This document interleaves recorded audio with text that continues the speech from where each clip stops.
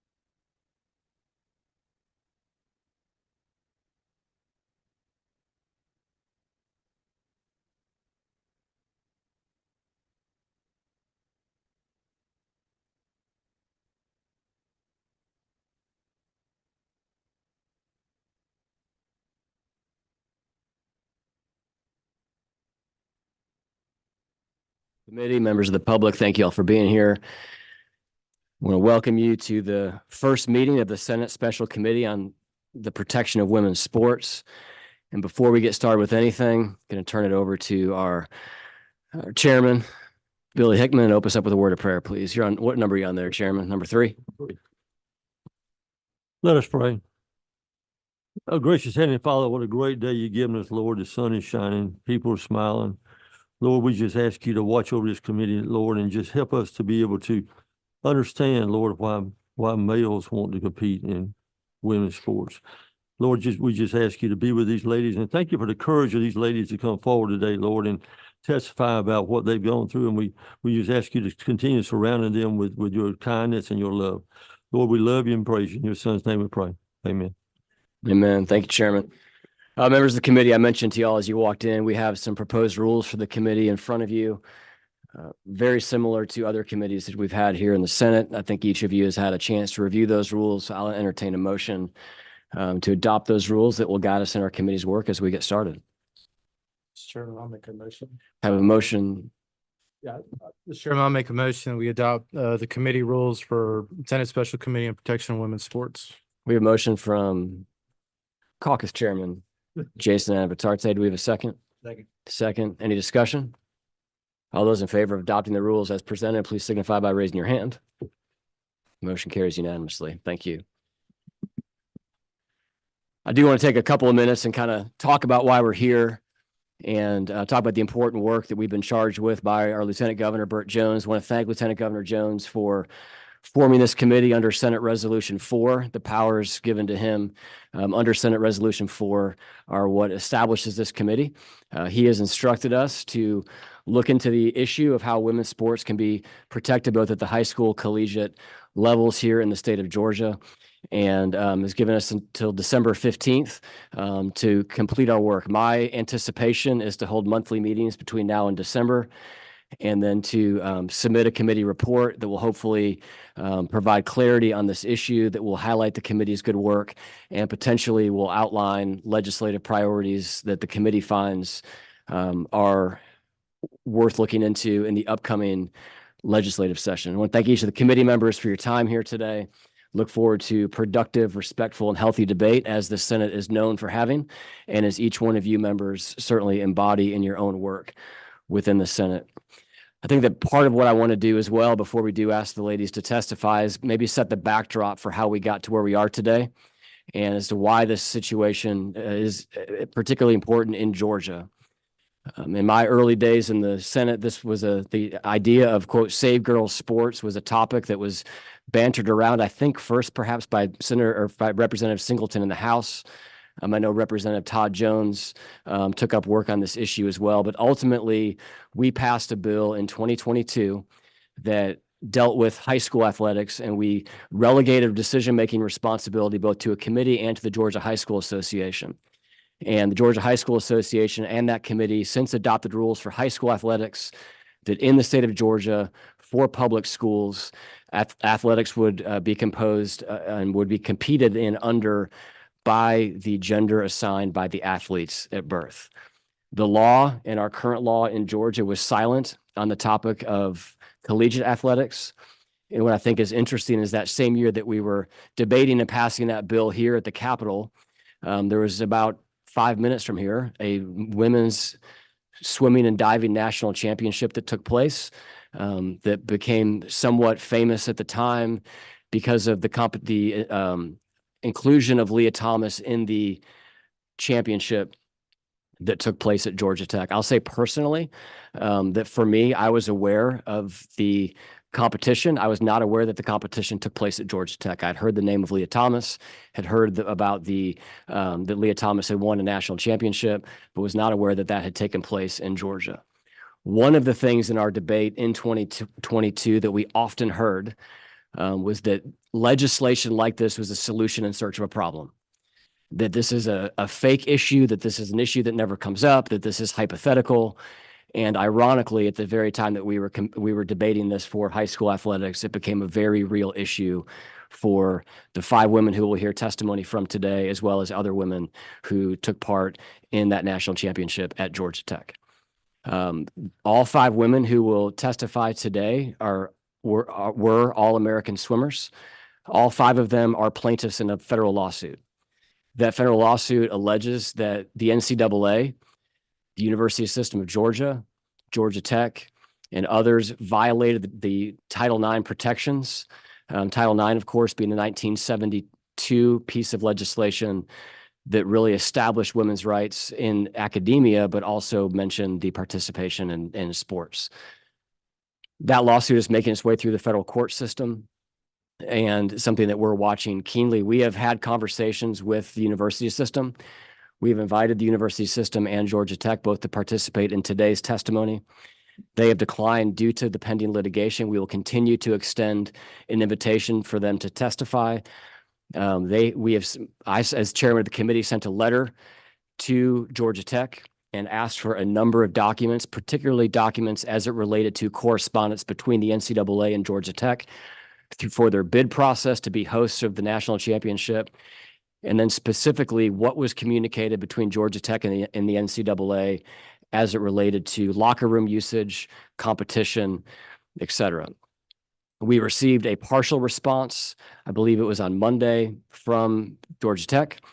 That response included things like the NCAA's policy, maps, and plans that were basically the venue map for the day of the week of competition that happened at Georgia Tech. We did not receive anything responsive to our request as it related to the correspondence between the NCAA and Georgia Tech on locker room usage, and specifically Leah Thomas's participation in that event. We received an invitation from Georgia Tech in that letter to communicate with their attorney for the further documents that we wish to seek.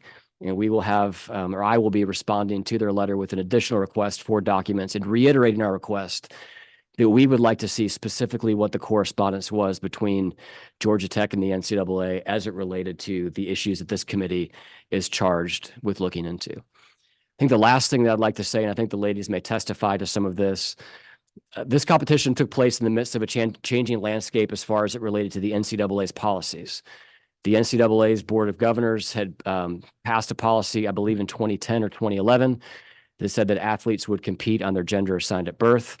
In 2022, there was a separate policy that was adopted that allowed the inclusion of male swimmers, I should say male athletes, in female competition, provided that there was a 1-year period under which there was hormone therapy that was undergone by the athlete.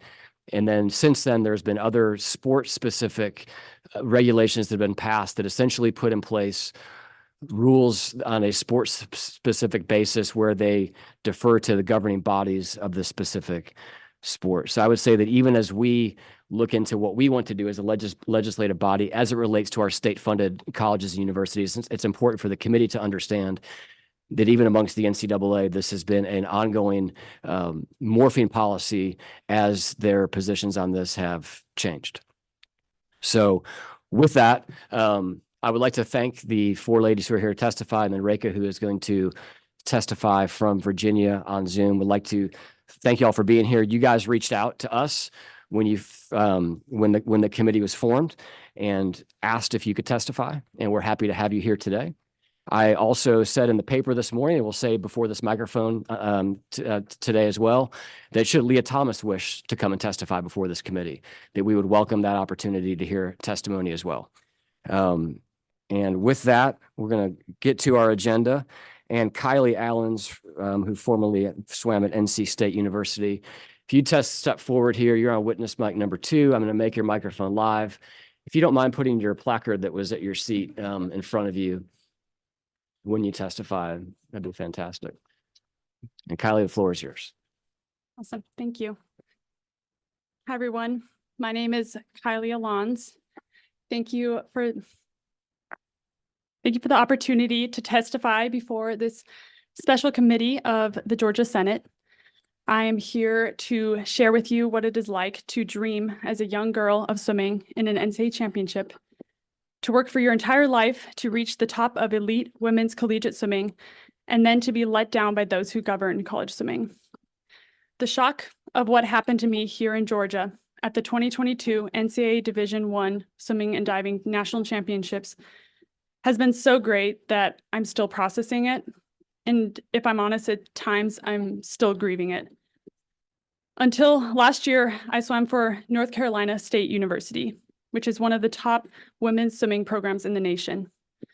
Over my career, I was a 31-time All-American, a 5-time ACC champion, an Olympic trials semifinalist, and a 2-time NCAA champion.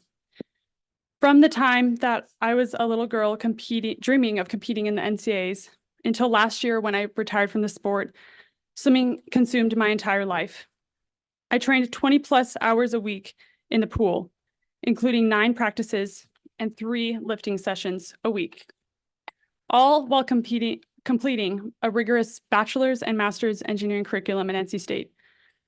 I regularly competed and trained with some of the female swimmers you may have recently seen on TV bringing home medals for Team USA in Paris.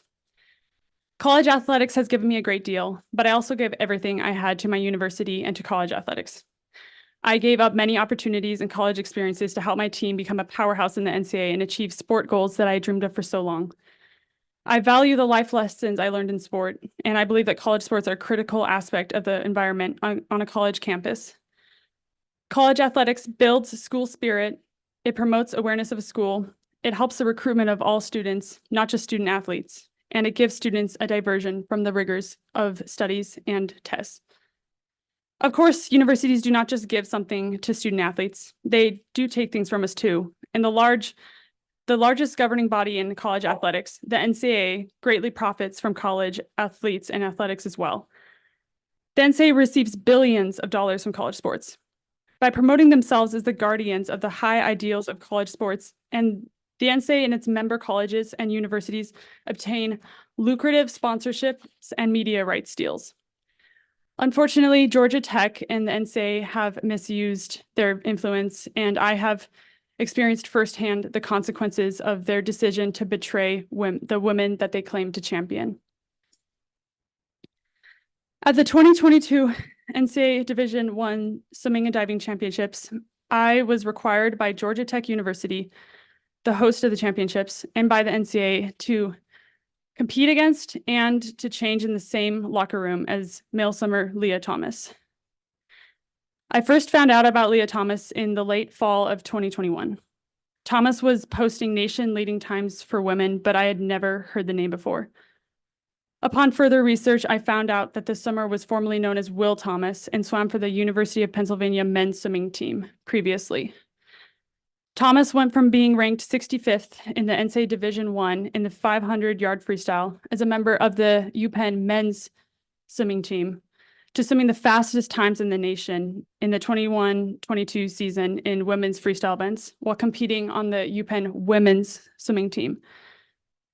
At first, I was shocked and perplexed that the NCAA was allowing him to swim on the women's team and held out some hope that the NCAA would see the obvious injustice of allowing a man to compete against women, or that Georgia Tech University would stand up for women and insist on a change in the rules before the national championships. But as the year went on and Thomas continued to compete on the women's team, it started to become clear that no one was speaking up for the rights of women. Incredibly, Thomas was allowed to swim in the Ivy League championships where he demolished the women's field, and it began to appear that he would be allowed to compete at the women's national championships. Of course, as the season wore on, the Lia Thomas situation became national news and invoked a nationwide debate about males competing in women's sports. I occasionally talked about this developing situation with some of my teammates who were equally as confused and frustrated with how Thomas could continue to compete with women despite having obvious physical advantages due to being a man. I was surrounded by many who understood this was wrong, and we wondered why those in charge were doing nothing. It was clear to observers that Thomas was not a technically proficient swimmer and had only qualified for the NCAA championships because of the physical advantages he possessed as a man. Thus, the NCAA knew that in each race that Thomas competed, they were effectively reserving a spot for a man to take a title or a placement that a woman otherwise would have earned. Yet, the NCAA did not ensure fairness for women competitors. Instead, they simply looked the other way. The silence surrounding this issue among college presidents, athletic departments, and sports officials who knew better was honestly one of the most shocking aspects of the situation. The unfairness of the competitions to women was open and obvious, yet no one had the courage to speak up and defend women's rights. And even worse, when some women tried to speak up, they were quickly criticized and silenced. Leading up to the NCAA championships, I was disheartened knowing that Thomas had already pushed up to 3 potential qualifiers out of the meet because they only select a number of competitors each year. I was relieved to know that I wouldn't have to race him in my 2 best events, but it greatly increased my mental stress to learn that on the last day of the championships, several of my teammates and I would be fighting to score points in the 100-yard freestyle event, in which Thomas was also entered. In addition to the added stress of having to compete against a male swimmer with innate and insurmountable physical advantages, I felt sadness knowing that his participation in the 500-yard freestyle and 200-yard freestyle events would certainly rob other women of placements, an opportunity to participate in a final, a trophy, or even a national title, including me. Nevertheless, I suppressed these feelings as best I could and put everything into my preparation for the championships, just trying to focus on what I could control. Looking back, I can see even more clearly the injustice of hundreds of women being required to suppress our feelings to validate the feelings of one man. On the first night of competition, when the 500 free was contested, I watched from the sidelines in sadness and shock as Thomas beat Emma Wyatt, who is one of the best female swimmers in the world, and stole the championship celebration from her, a moment for which Emma had worked her whole life. Emma was a silver medalist at both the Tokyo and the Paris Olympics and is one of the most technically superior swimmers in the world. That day, Emma was not beaten through technical proficiency, not by a long shot. Instead, Emma was deprived of her moment at the top of the podium solely because the NCAA and Georgia Tech University allowed a man to compete against her in the finals. This happened on the very first individual final of the meet, and it demonstrated what we had all feared from the beginning. Instead of an electric environment, the crowd went silent as the race was contested. Almost all attention, whether negative or positive, was directed towards Thomas instead of the women in that heat.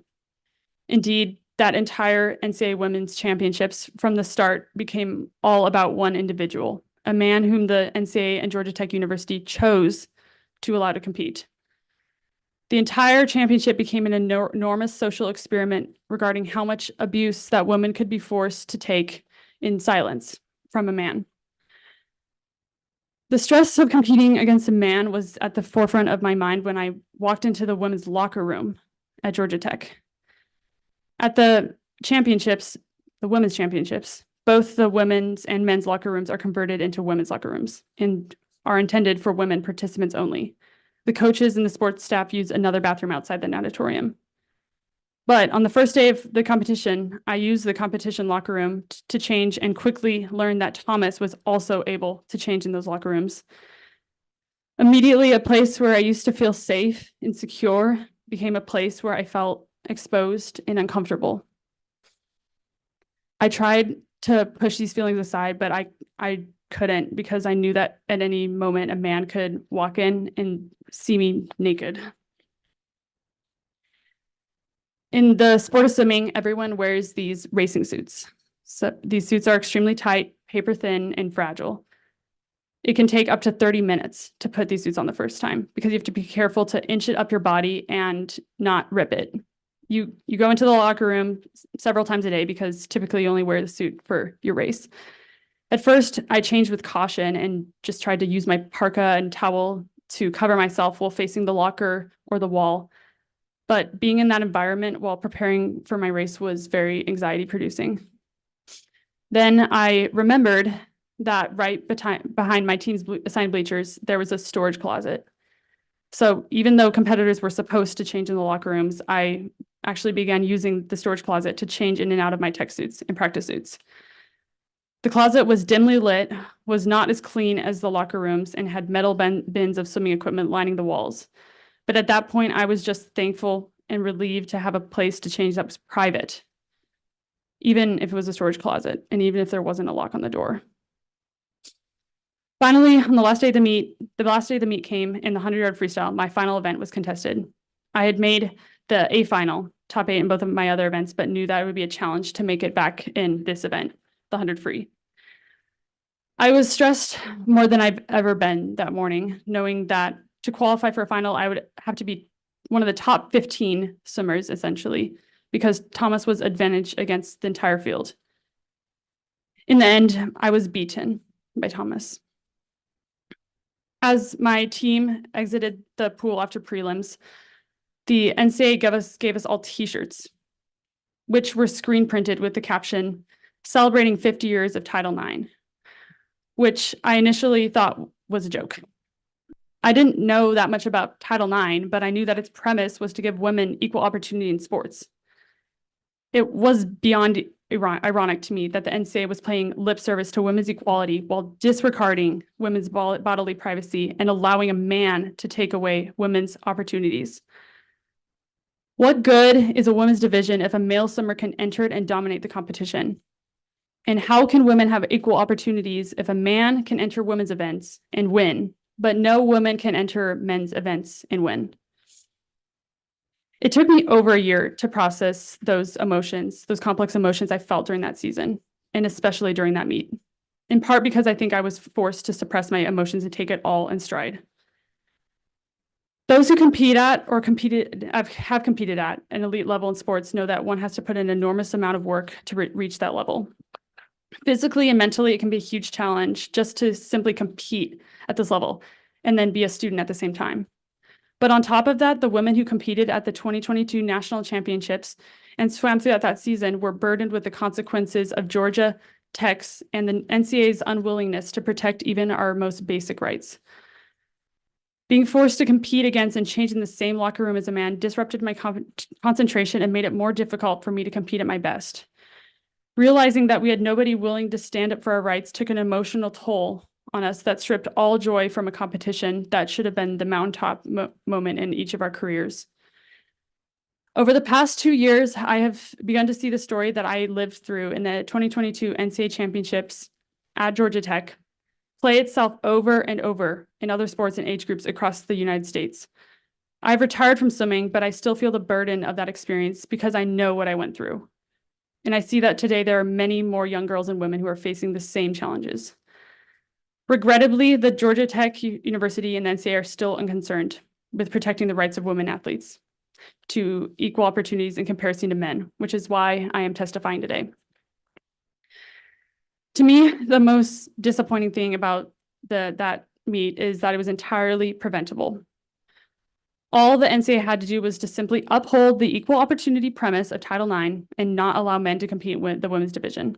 All Georgia Tech had to do was to uphold its normal policy of protecting women's locker rooms for women and tell the NCAA that if you are going to discriminate against women, you cannot hold your championship here. Had the university had the courage to do that, it may have prevented the massive and growing injustice for women it has encouraged. I can tell you from my experiences that the controversial social science experiment in which the NCAA and its member schools are currently engaged causes significant harm to women.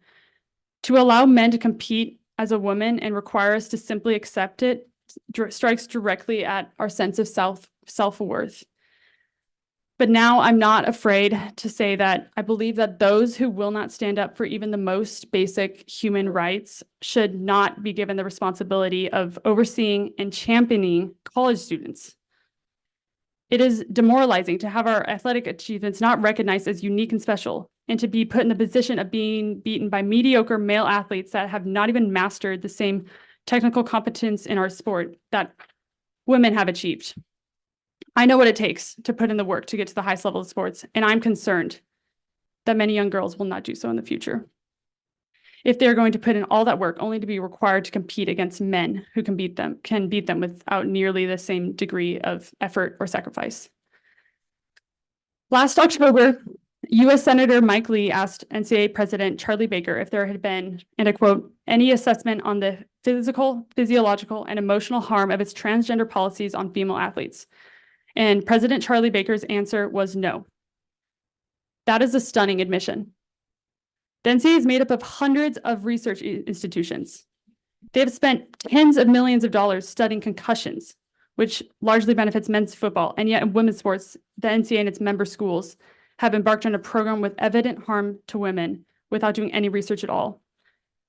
Perhaps nothing could speak more clearly to the discrimination that is being practiced against women by the NCAA than the utter lack of research or evidence that supports their policies. Sadly, the NCAA president's admission is exactly right. In 2022, we as women were experimented upon by the NCAA and the Georgia Tech University, and we were never asked our opinion about being forced to compete against and forced to change clothes in a locker room with a male competitor. Women are still not being heard. It only takes a few minutes of searching to find numerous peer-reviewed scientific papers demonstrating that it is unfair for men to compete in women's sports. And of course, it makes no sense to allow men to compete on women's teams, given that the reason women's teams were created in the first place were to give women equal opportunities because they cannot realistically compete on men's teams. Allowing men to compete with women gives men more of a performance advantage and creates a greater injustice than allowing competitors to take performing-enhancing drugs without restriction. As I've already explained, Georgia Tech University also supported the NCAA's abdication of its Title IX responsibilities by willingly, but silently, changing their locker room policy. We were not told until we were using the locker rooms that a male competitor could use the women's locker rooms, and that there were therefore no women's locker rooms at the NCAA Women's Championships. The NCAA and Georgia Tech recklessly compromised the privacy of women athletes without even providing us an advance warning. Georgia Tech's lack of concern for women forced me to change in a storage closet. If these policies are not quickly changed, the ramification for future generations of women will certainly be even more severe. Thank you for the opportunity to testify, and thank you all for considering what the Georgia legislature can do to protect the rights of women in sport. Thank you, Kylie. Thank you for being here today. I forgot to mention this for the committee. We're going to hear from all of the ladies, and then we'll have time for the committee to ask questions. Before we do hear from Reka, though, I do want to recognize our Lieutenant Governor, who I mentioned earlier, formed this committee. I know you have another meeting, Governor, you need to get to. So if you'd like to step forward and share a few words from the podium. Yeah. Thank you, Mr. Chairman. I appreciate the opportunity. Thank you, committee members, for being here and being involved in this committee. And I appreciate the testimony from these young ladies who have taken time out of their days to travel here to Georgia. And we greatly appreciate that, ladies. I know a lot of y'all came from, places like Kentucky and Illinois and other places to testify to your story. This is something we had an opportunity to address a few years ago, as you mentioned, Mr. Chairman. I was still in the Senate at the time when this issue had been talked about and kicked around, and I thought it was an issue that we, as legislators at the time, had an opportunity to act on it, but we ended up punting the matter to the Georgia High School Association, and which I think is unfortunate, and I think it was the wrong move for us to do. However, we do have an opportunity to correct the misgivings from the past, and I think we should take that opportunity. But I appreciate having this committee to look at this issue one more time. I appreciate the ladies giving their testimony as student athletes, because I can tell you as a former student athlete that the blood, sweat, and tears that you put into being a student athlete is very is something that unless you've done it before yourself, there's no way to quite understand it, because it is a 7-day a week, 24/7 job, really, quite frankly, but you do it for the love of the game.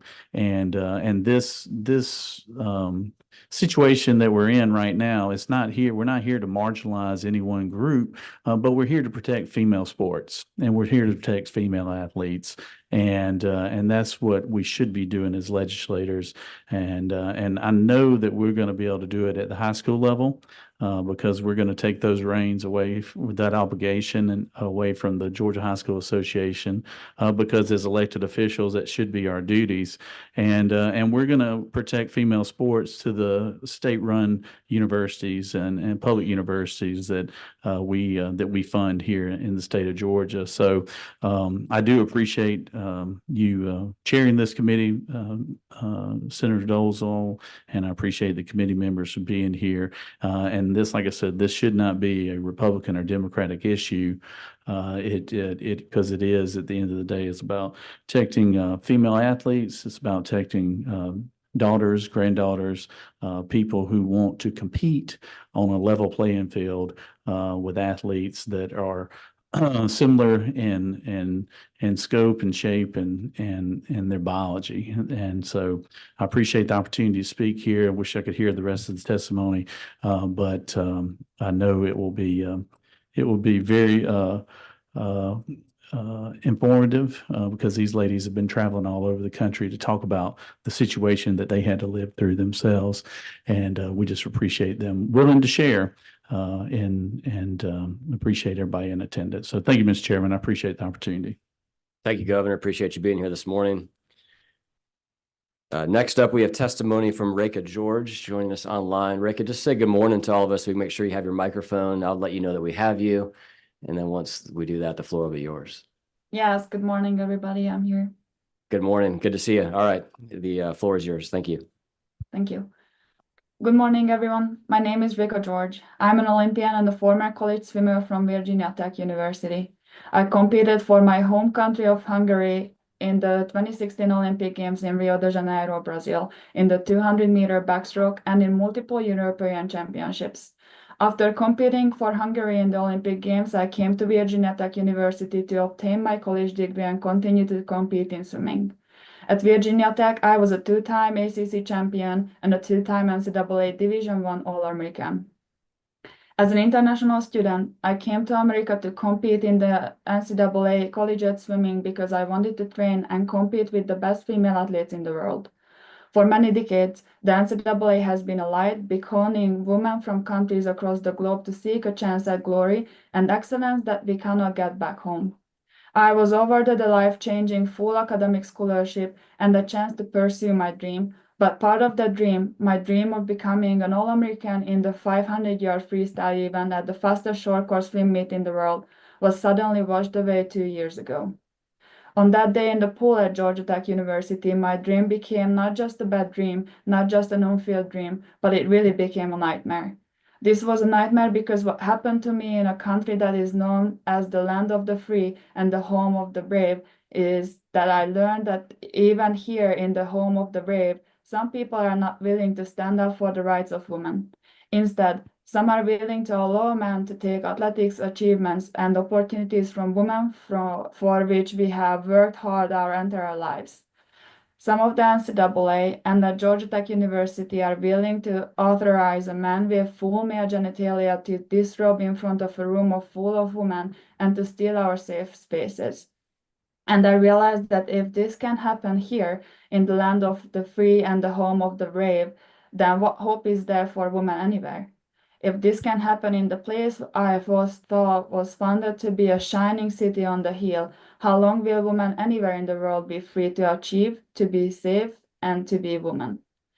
What happened at the 2022 NCAA Division I Swimming and Diving National Championships at Georgia Tech University was unfair, it was degrading, and it made the harmful statement to women and girls everywhere that some believe women do not have intrinsic worth, that some believe women are not worth standing up for, indeed that some claim we do not even exist as a distinct sex separate from men. Through their actions, Georgia Tech and the NCAA said quite clearly to me that they regard me as no different than a man, and that if a man says he can take from me what he wants, I must give it to him. So today, in a country that I love but not where I was born, in a land where my native language is not much spoken, I must speak up for women, whatever the cost. I hope you will hear me more than just hear me. I hope you will act to stand up for women and for our rights. To protect women, I respectfully ask you to hold on to and not compromise a simple truth that you can find in any biological textbook. The female sex is a biological fact. This simple fact has several corollaries. The male sex is a biological fact. A man does not become a woman by demanding that he be called a woman. Sex is an immutable biological fact that cannot be changed. Second, may I humbly suggest that if one cannot accept the women are defined by their sex alone, they cannot ever hope to prevent discrimination against women. There is no objective definition for a woman other than a definition based on sex alone. And if you cannot define us, you cannot protect us.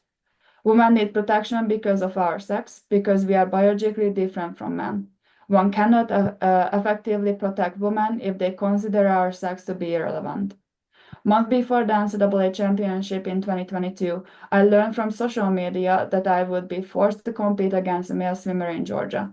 The news spread quickly within the swimming community, but no one really said anything against it. Everyone was quiet and afraid to talk.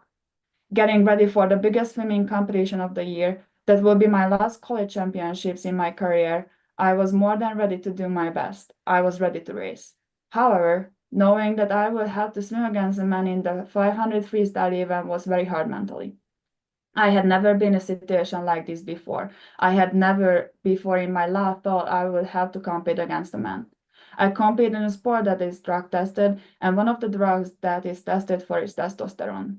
Testosterone is a hormone that male bodies produce in amounts 4 to 20 times higher than the body of a woman. Even more important, testosterone and male genes trigger developments in a man's body that women can never match and that give men enormous advantages in virtually every sport. How do I know this? Consider that Katie Ledecky, one of the greatest women swimmers ever, has the 19 fastest times in history in the women's 1500 meters. Every year, dozens of 14, 15 years old schoolboys swim faster than Katie Ledecky's fast time. Katie Ledecky is not a bad swimmer. She is one of the most technically proficient swimmers in the world. These boys are not better swimmers than Katie Ledecky. Rather, they are simply males, and the body development of a man, even from a young age, gives him unique, unsurmountable biological advantages in every sport contested at the NCAA Division I, Division II, and Division III levels. Allowing a man to compete against women in these sports cheats women, and it deprives women of equal opportunities to succeed in sport. Before 2022, I never had to prepare myself mentally to swimming competition against a man who is physically bigger and much stronger than I am. This isn't something you can realistically prepare for or compete with because it simply is not a fair match. I and everyone who knows anything about sport or who cared to think about it for more than 5 minutes knew one spot would be reserved for Leah Thomas in the 500 freestyle final. Seeing the videos of him swimming and seeing his times at dual meets, it was obvious to everyone who cared that no woman would be able to beat him in the 500 freestyle. Thomas' best event, but the event at which Thomas was only the 65th ranked male in college swimming when he competed on his college men's team. For months, thousands of people, including officials at Georgia Tech and at the NCAA, knew a male swimmer who had previously competed on the men's swimming team at UPenn was going to compete against the women at the national championships and was going to change clothes in the women's locker room. All these officials at the NCAA and Georgia Tech knew what was going to happen. If they cared to think about it, they knew what the women swimmers would be going through mentally and emotionally as we prepared to face our Goliath, someone who had such an enormous advantages that it would not be a fair fight. They knew it, but they didn't do nothing to stop it. They did nothing to protect women against the violation of our rights to equal opportunity, to fair competition, to bodily privacy, and to safe spaces. They put us in the position to have to fight Goliath, and then they turned their heads and looked the other way and said they could not prevent it. The truth is they did not have the courage to try to prevent it. I think it is critical that this committee not underestimate how important the NCAA Swimming and Diving National Championships is to women. I have swum in the Olympic Games, and the NCAA Championships is known to be the fast short course meet in the world. The depth of excellent swimmers is greater at the NCAA Championships than in the Olympic Games. This meet, my last college meet that was to be held at the Georgia Tech, was one of the most important events in the world for women swimmers. The NCAA Championships is not an easy meet to get into. Great swimmers may never qualify for the NCAA Championships. To qualify for the NCAA championships, you are by definition a great swimmer. However, Leah Thomas never came too close to qualify for the NCAA championships as a male swimmer. Thomas could only qualify to compete in the women NCAA championships because of the enormous physical advantages he possessed as a man. Our coaches didn't say anything about this situation to the team until we got to Atlanta. I remember the first time I ran into Thomas.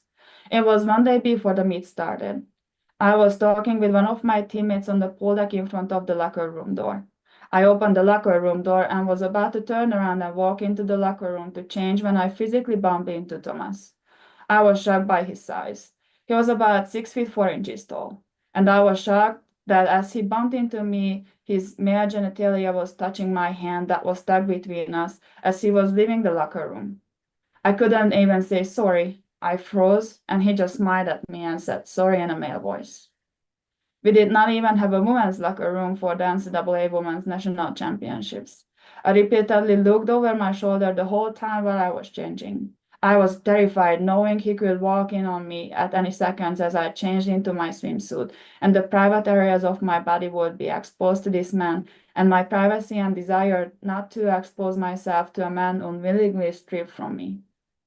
When we got back to the hotel with my team, I and many of the girls walked up to our coaches and asked them if they knew we were being forced to change in the same locker room as a man.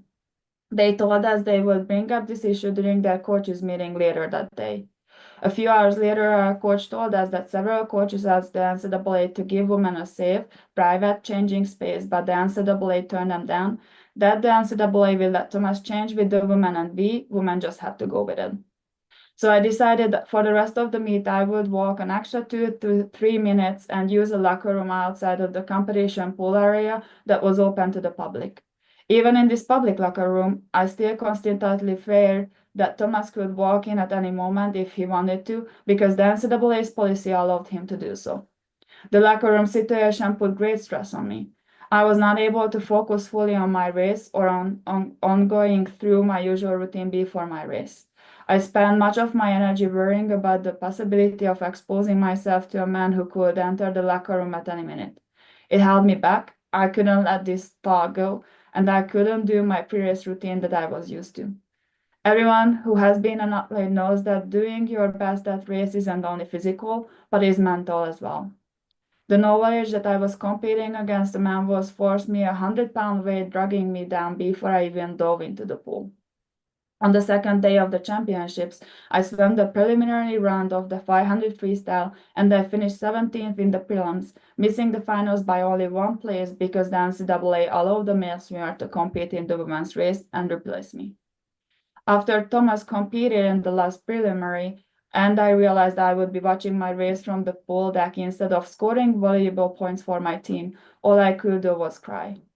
With support from my coaches and teammates, I wrote a letter to the NCAA. I told them how heartbroken I was and how unfair are the rules that allow men to compete against women, not only for me, but for all the women at that meet. To this day, I had never received a response from the NCAA. My feelings as a woman were obviously not a priority. I was not even worthy of acknowledgement. I had thought that women in America had rights to be treated equally to men. But this experience taught me that for the NCAA and for Georgia Tech University, equal opportunities for women are an empty promise, something they claim to care about, but in practice they easily discard when a man says it will take him happy and fulfilled to compete against women and take their opportunities. After the 2022 national championships, I went back to school and had a lot of time to think about the situation. I know many who competed against Thomas are still afraid to speak up. Unfortunately, women are bullied and harassed if they speak up to defend women's spaces from male intrusion. The bullying can be especially bad on college campuses. But even though a man beat me in the pool, and even though I know some will criticize me and try to suppress my voice, I have decided I am going to fight this new and dangerous philosophy of stealing women's opportunities to give them to men. Despite what happened, there was never been an apology by the NCAA or by Georgia Tech. It has been nearly 2.5 years, almost 1,000 days, without an apology, without an indication that they are seeking to protect women. The discrimination against women practiced by the NCAA and Georgia Tech University has real and harmful consequences for women. These consequences go far beyond sport. Either sex means something or it doesn't. Either being a woman means something or it doesn't. The NCAA and Georgia Tech have, through their actions and policies, erased the meaning of the term woman, taking away the basis for the protection of women and devaluing women in the eyes of all who accept their faulty reasoning. I am proud to stand today with so many other young women who are seeking to expose the discrimination against women being practiced by the NCAA and Georgia Tech University. Our experience teaches that Georgia Tech University and the NCAA cannot be trusted to protect women. Please consider what you do to protect the rights of women. Thank you. Thank you, Reka. Are you going to be able to stay with us for questions at the end of all the testimony? Yes, I will be here until the end. Okay, great. Hang tight. We'll be back after the next couple ladies testify. All right, thank you. Grace, yeah, thank you. Grace Countie, if you could step up. Good morning. Good morning. Once you get situated, and once you do, the floor is yours. Hello, everybody. My name is Grace Countie. I am a 22-time All-American, 12-time first-team All-American, 6-time UNC school record holder, Olympic trial semifinalist, and I am a Tar Heel. Thank you for allowing me to be here to tell my story. The 2021-2022 year was my senior season. I had not yet decided to utilize my 5th year of eligibility awarded due to COVID-19, so this was my last year competing in the NCAA championships. Showing up to the pool at 5:45 a.m., 4 days per week, having double practice days, lifting weights 4 times per week, and dedicating 24 hours per week to a sport that I had dedicated my entire life to was no question for me. I wanted to be the best, and I knew that I had to do everything I could to reach my goals. As the season went on, I was posting top times at dual meets, in practice, and moving more weight in the weight room than ever before. I knew that what I could control was being taken care of. I first heard about Lia Thomas in 2021 on a random weekday while sitting in a study hall on campus. I could not quite wrap my head around the concept of a male competing against women at a D1 collegiate level, but it was real and it was happening. After spending a few months trying to understand what was going on within our sport, the lack of fairness, the silence, and the lack of opposition to something that could clearly harm the trajectory of women's sports in a variety of aspects, it came to a point when I realized that nothing was going to happen. No one was saying anything regarding what Thomas participating in D1 athletics meant in terms of fairness, and everyone seemed to be in agreement with a male competing against women. And the domination by Thomas in competition at every dual meet, midseason, and any other competition was evident. So I was afraid to disagree. I was fearful that disagreeing with people would cause issues and chaos in my life. So I decided to push this reality away. As the championships grew closer, I kept seeing more blog posts, video footage, and place time comparisons of Thomas when he was competing against males and Thomas competing against females. Again, I thought something was going to be done by this point to protect the fairness of competition moving forward because it was evident from what I had learned in my university's biology course, growing up with 2 brothers who are stronger, faster than me, racing boys and men in club practices and at UNC practices, and after viewing the times and places comparisons being posted by Leah in competitions, that competing as a woman against Thomas was unfair. After the ACC conference meet, I recognized that the NCAA championship was the meet that I was going to be in peak shape for.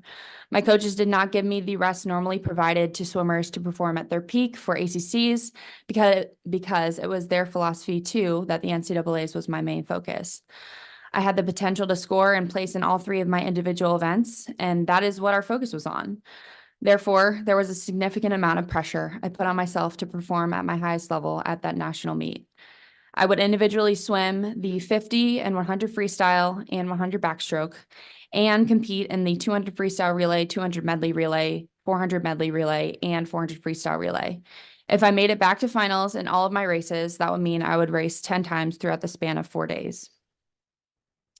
I continued training for the weeks leading up to the NCAAs and received word that Leah Thomas events were released publicly. Thomas was slated to compete in the 100 freestyle. When I found this out, I knew that I could not control this. I knew that everything I had been anticipating, dreading, and been anxious about the entire season was coming to fruition. The weight that this put on my shoulders increased the overall pressure of the competition. And as I mentioned before, everything was riding on this competition.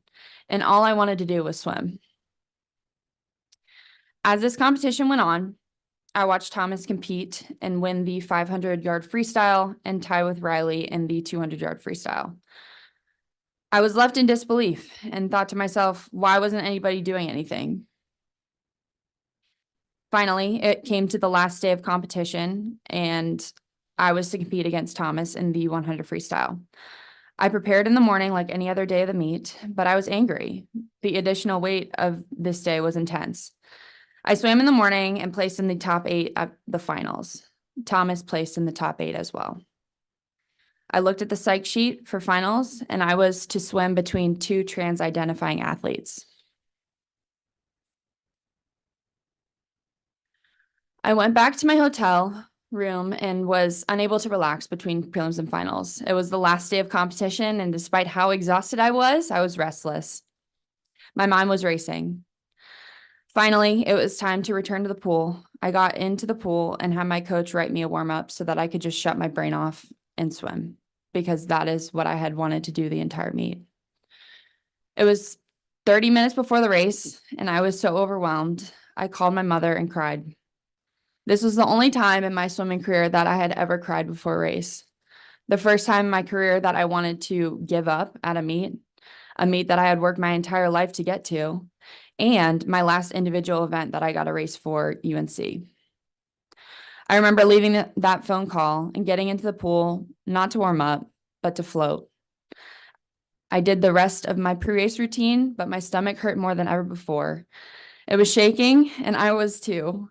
I headed into the ready room and felt ill. My stomach was still shaking. I had intense acid reflux and was so nauseous I thought I was going to throw up. I was sitting in the ready room trying to convince myself that what I was going to experience was normal. We walk out for the race, and I am walking out next to Thomas. I pretend it is normal, but my body is numb. I get up to the blocks to swim. I dive in. I try to execute my race plan, but I black out during the race. I could not feel a thing. I touch the wall, and I see that I got 7th. Thomas got 8th. I get out of the pool and head to the award section. The 100 freestyle was not what I had wanted to or planned for the entire season, but I was so relieved that it was over. I could finally feel my stomach start to relax. Thank goodness the competition was over, but I soon realized that our week-long nightmare in Atlanta would not just fade away. The 2022 NCAA Women's Swimming and Diving Championships is destined to be remembered by many as the most anti-woman sporting event in history. I remember the weeks following the competition, it was still a conversation topic. Every time me competing against a male was brought up in my vicinity, I had to dismiss myself because I could still not wrap my head around the fact that the NCAA and Georgia Tech University had done nothing to protect the sport that I and so many other women trained their entire lives to compete in at the highest level. I did not want to spend any more of my time wrestling with that fact. I wanted to push it down and forget.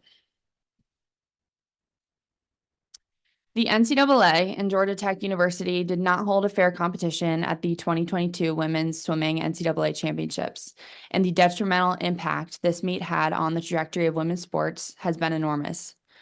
Rights that women had fought for just 2 generations before me were compromised by the NCAA and Georgia Tech University. I felt violated sharing a locker room with a male in front of whom I could be changing into a fast suit on average 3 times per day. That takes 15 to 30 minutes to get on. I did not consent to being naked and changing in front of a male. I do not feel that any of the women at the 2022 Division I NCAA Women's Swimming Championships had their wishes or preferences considered. What I thought was my final collegiate meet before taking my 5th year was diminished by an unfair competition and the unjust treatment of women. I just wanted to swim and do what I love, but that was taken from me. The hearings the Georgia Senate is conducting are not only important for myself and the other women to be able to share our stories, but also for the girls and women who will come after us. We have a right as women to have an equal and fair playing field. We have a right, like any other individual, to feel safe and protected in our environment. We have a right to have our voices heard. I want to help save the trajectory of women's sports for mine and everyone else's future daughters, granddaughters. And I want to ensure that women and girls do not have to experience what I and so many other experienced without our consent in the 2022 NCAA championships at Georgia Tech University. Thank you. Thank you, Grace. And next up is Caitlyn Wheeler. Caitlyn, if you'll come forward. To get settled in there, the floor is yours. Good morning, Senators. Thank you all so much for allowing us to be here and hearing our testimonies. My name is Caitlyn Wheeler. I'm a recent graduate of the University of Kentucky, where I proudly competed as a member of the women's swim team alongside my teammate Riley Gaines. I was a full scholarship athlete at Kentucky, where I also was a multiple-time All-American and an NCAA qualifier and silver medalist, and an SEC team and relay champion. I made the academic honor roll during each of my 4 years in college and received a scholarship that allowed me to pursue a master's degree, which I completed this past May. I mention these accomplishments because none of them would have been possible without Title IX and without the women's sporting category. A fact that I believe is crucial to understand and highlight today. Without women's sports, I, like so many women, would not have had the opportunities to succeed in life that I now have. Part of the reason I'm here to testify is because the sport eligibility rules and policies of the National Collegiate Athletic Association, the NCAA, Georgia Tech University, and many other NCAA member colleges and universities are harming women in their future opportunities and threatening the opportunities of future generations, both in and out of sports. With that in mind, I'm here to share with you some of the most painful and demeaning experiences in my life, which took place at Georgia Tech University. It was November 2021 of my junior year when I found out. My journey as a collegiate athlete had been filled with challenges. It seemed that it every year brought a different major obstacle. Freshman year, the NCAA Women's Swimming and Diving Championships was canceled due to COVID just a day before we were set to leave. My sophomore year brought relentless COVID testing, mask mandates, contact tracing, isolation, making consistent training very difficult. At times, it felt nearly impossible. Yet, my teammates and I persevered like so many athletes across the country. We did our best, even though the weight of disappointment and the pandemic dread lingered over us. The college experience we had anticipated and had been promised when we were recruited seemed to be slipping through our fingers. My first 2 collegiate seasons were so hampered and reduced by the impact of the pandemic, I didn't think it could get any worse than it already was. Little did I know, in November of 2021, a new and different adversity was about to rip through the college swimming world. Overcoming adversity is nothing new to me. I've been doing it since I was a child. I started swimming at just 4 years old and fell in love with the water. It became my sanctuary, my escape from the world. When COVID struck, we adapted, we adjusted, we pressed on, thinking the worst was behind us. But as my junior year unfolded, a new and unexpected challenge emerged, one that shook me to my core, testing not just my strength as an athlete, but my very identity as a woman and female competitor. In 2021, Leah Thomas was a name I'd never heard before. That was until we read through the national rankings that provided a benchmark for where we stood as we began to prepare for the NCAA championships, which would occur in March of the coming semester. In those rankings, the name Leah Thomas stood out, not just because I'd never heard it before, but because in event after event, that name topped the list, far surpassing even the second place swimmers. At the time, we believed this was just another female athlete who had unexpectedly emerged their senior year. However, an article soon revealed the truth. Leah Thomas was a male who had previously competed on the University of Pennsylvania men's swim team. The fact that this man could be included in the rankings of female swimmers went against everything I knew about fairness in my sport. Men have inherent advantages that women cannot match. They are taller, they have leaner muscle mass, they have greater lung capacity, and due to the innumerable physical advantages, their swimming times are much faster than those of women at virtually every level in our sport, starting even before puberty. We all knew that even mediocre male swimmers could beat the best female swimmers. It simply was not a fair contest. Yet this man, formerly Will Thomas, now rebranded as Leah Thomas, was being allowed to compete against and was being ranked nationally against the women. I literally wondered, what is the world coming to? And I knew instinctively and immediately this would be an even greater challenge to women's sports than the pandemic had been. This wasn't just a betrayal to the girls on the University of Pennsylvania swim team. It was a slap in the face to every woman who had dedicated her entire life to her sport. It meant that unless somebody did something soon, my junior year would be just as diminished as COVID had made my freshman and sophomore seasons. When I first learned of this possibility that a man would be allowed to compete at our women's NCAA meet, I felt utterly defeated. But what shook me the most was the realization that our dreams, our hard work, were being trampled by an organization made up of colleges and universities, institution that all have biology departments or at least access to experts in human biology and sport performance. These institutions should be led by people who understand unfairness of allowing a man to compete against women. Yet, despite having the capacity to exercise reason, they were willing to sacrifice the fairness and integrity of women's sports, something countless women before us had fought tirelessly to protect for decades. In an instant, the NCAA and its member institutions were turning back the clock over half a century on opportunities for women in sports. The question kept coming back to me, why? I could spend hours describing the dedication, sacrifices, and relentless effort it takes to compete at the highest level in swimming, but I believe you already know this. I am certain that every coach, official, administrator, and university president knew in their core that the NCAA policy allowing a man to compete against women in college sports was wrong. Yet, they all stood by and watched our years of hard work, blood, sweat, and tears were erased, forcing us to affirm the identity and feelings of a man, regardless of the personal cost to each one of us. Of course, I hoped the Georgia Tech University, the host of the NCAA championships, would intervene on our behalf and stop the insanity. However, I learned that the Georgia Tech not only failed to intervene, but it also unknowingly and intentionally increased our humiliation and pain. In an even more shocking and harmful betrayal with no warning, Georgia Tech University and the NCAA allowed Leah Thomas to use the locker room, forcing us to undress in front of a man with fully intact male genitalia. I first discovered that a man was being allowed to use the women's locker room the day before the meet started by seeing it firsthand. I was in the locker room changing out of my practice suit into my racing suit for a stinger, a pre-meet race. Suddenly, the usual buzz of conversation in the locker room noticeably shifted to one of discomfort, awkwardness, and fear. I turned around, exposed and bare, while still inching up my racing suit, only to see a very large 6'4" man just 10 feet from me. I realized it was Leah Thomas. I was completely shocked and caught off guard. I immediately reached for my towel. He put his belongings down near me and proceeded to pull down his pants and begin changing in front of me. I was stuck in the most uncomfortable position of my life, with only half my racing suit pulled up in the presence of a naked man. This felt far from a normal experience. It felt extremely wrong. I glanced around at the other girls and saw they too were covering themselves, trying to huddle on the opposite side of the locker room as far away from Thomas as they could get in that small space. I returned to inching up my racing suit up my torso as quickly as I could manage. As soon as I could, I left the locker room, still in shock of what I just witnessed, with every fiber of my being crying out in mental torment and humiliation.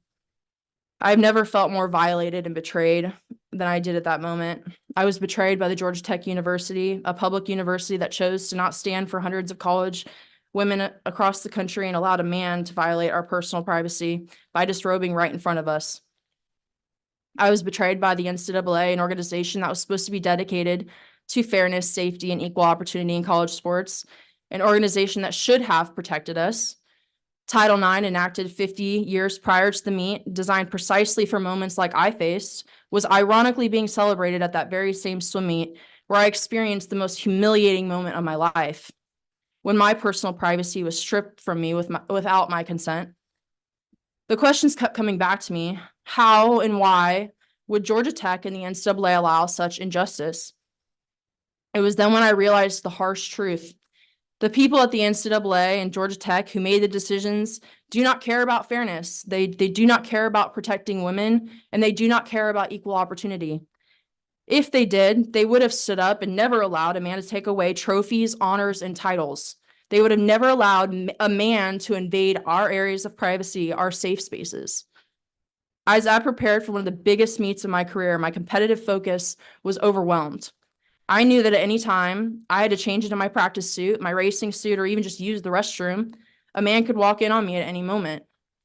This disrupted my mental and physical preparation, so I resorted to timing my visits to the locker room, ensuring that Thomas had already changed and left. This is something that I should have never been allowed to happen. It forced me to confront the reality that to those making the decisions at the NCAA and Georgia Tech, my feelings, my privacy, and my well-being did not matter. I have experienced firsthand the devastating consequences of anti-women policies in inaction, and I'm here because I cannot stand by and watch it continue to happen to other women and girls.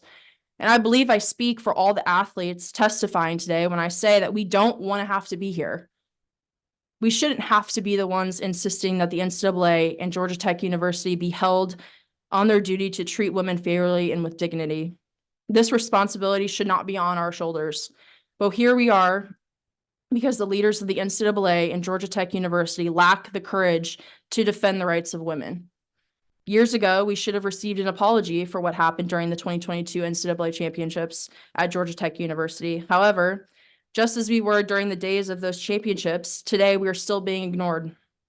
I look around this room and I see no one from the Georgia Tech University here to take responsibility for their failures. Did the Georgia Tech University and its president not know that 5 young women who were harmed by their reprehensible choices would be here to testify today? Where is the president of the Georgia Tech University? Where is the Georgia Tech University athletic director?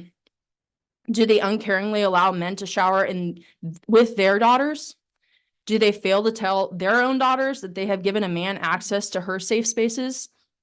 Why did they put me in a position where I was unwillingly required to undress in front of a man? These are my questions. But please understand, this isn't just about us. It's about the young girls who dream of greatness and the future generations of female athletes. That's who we're fighting for here. It's time for women to reclaim our rights and protect the integrity of our sports. We aren't asking for much. In fact, we're asking for the bare minimum. My message to anyone in leadership, whether you're a coach, a trainer, official, university president, an athletic director, or even the president of the NCAA, our message is clear.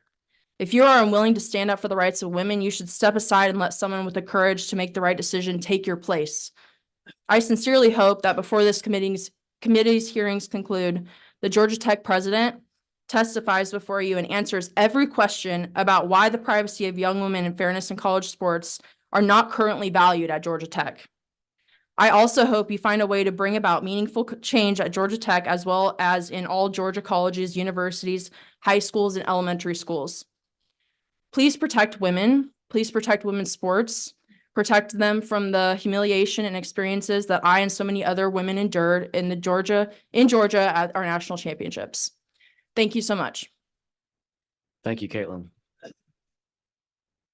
Next up is Riley Gaines. Riley, if you'll step forward, and as soon as you have a chance to be seated and be comfortable, the floor is yours. Good afternoon, or good morning, I guess, honorable committee. I have known these girls for a long time. We've known each other far longer than this issue has arisen. But in these past 2 years or so, I have been able to listen to them more in depth, a deeper account of what we went through. We've been able to converse, share similarities of how we felt, share differences of how we felt. But I cannot, I feel so frustrated. That's how I feel. I feel frustrated. I feel betrayed. I feel heartbroken. I feel demoralized that we have to be here. You just heard from 4 witnesses here today. There are hundreds of others.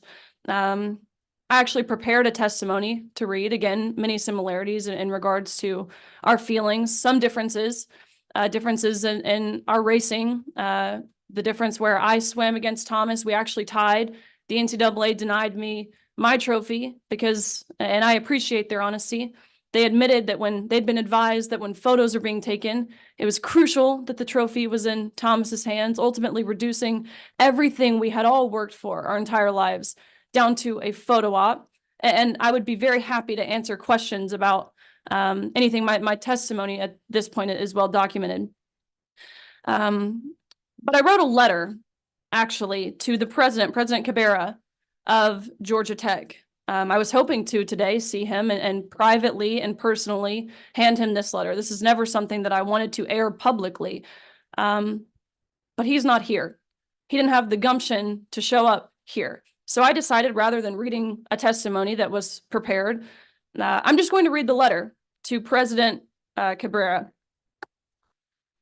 Dear President Cabrera, there is one question that has come back to me over and over again over the last 2 years since I visited your campus as a 21-year-old college student in 2022. Why didn't you protect me? There are images in my mind that I can't erase. I wish that I could erase these images that day after day make me feel less safe as a woman. They repeat in my mind late at night when I'm alone, when I'm walking a city street by myself at night, whenever I feel vulnerable.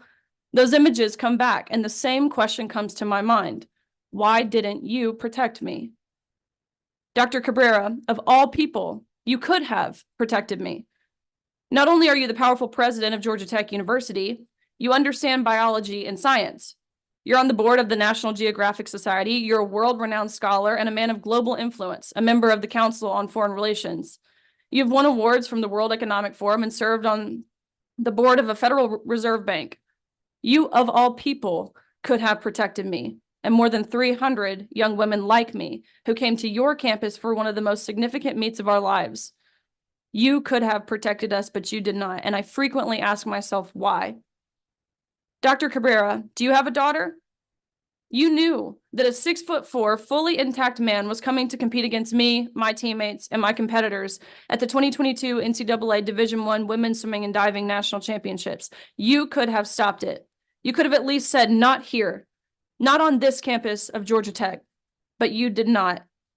You had the chance at the inception to bring a sane, rational, science-based perspective to the protection of single-sex spaces in sports, but you looked the other way and you did nothing.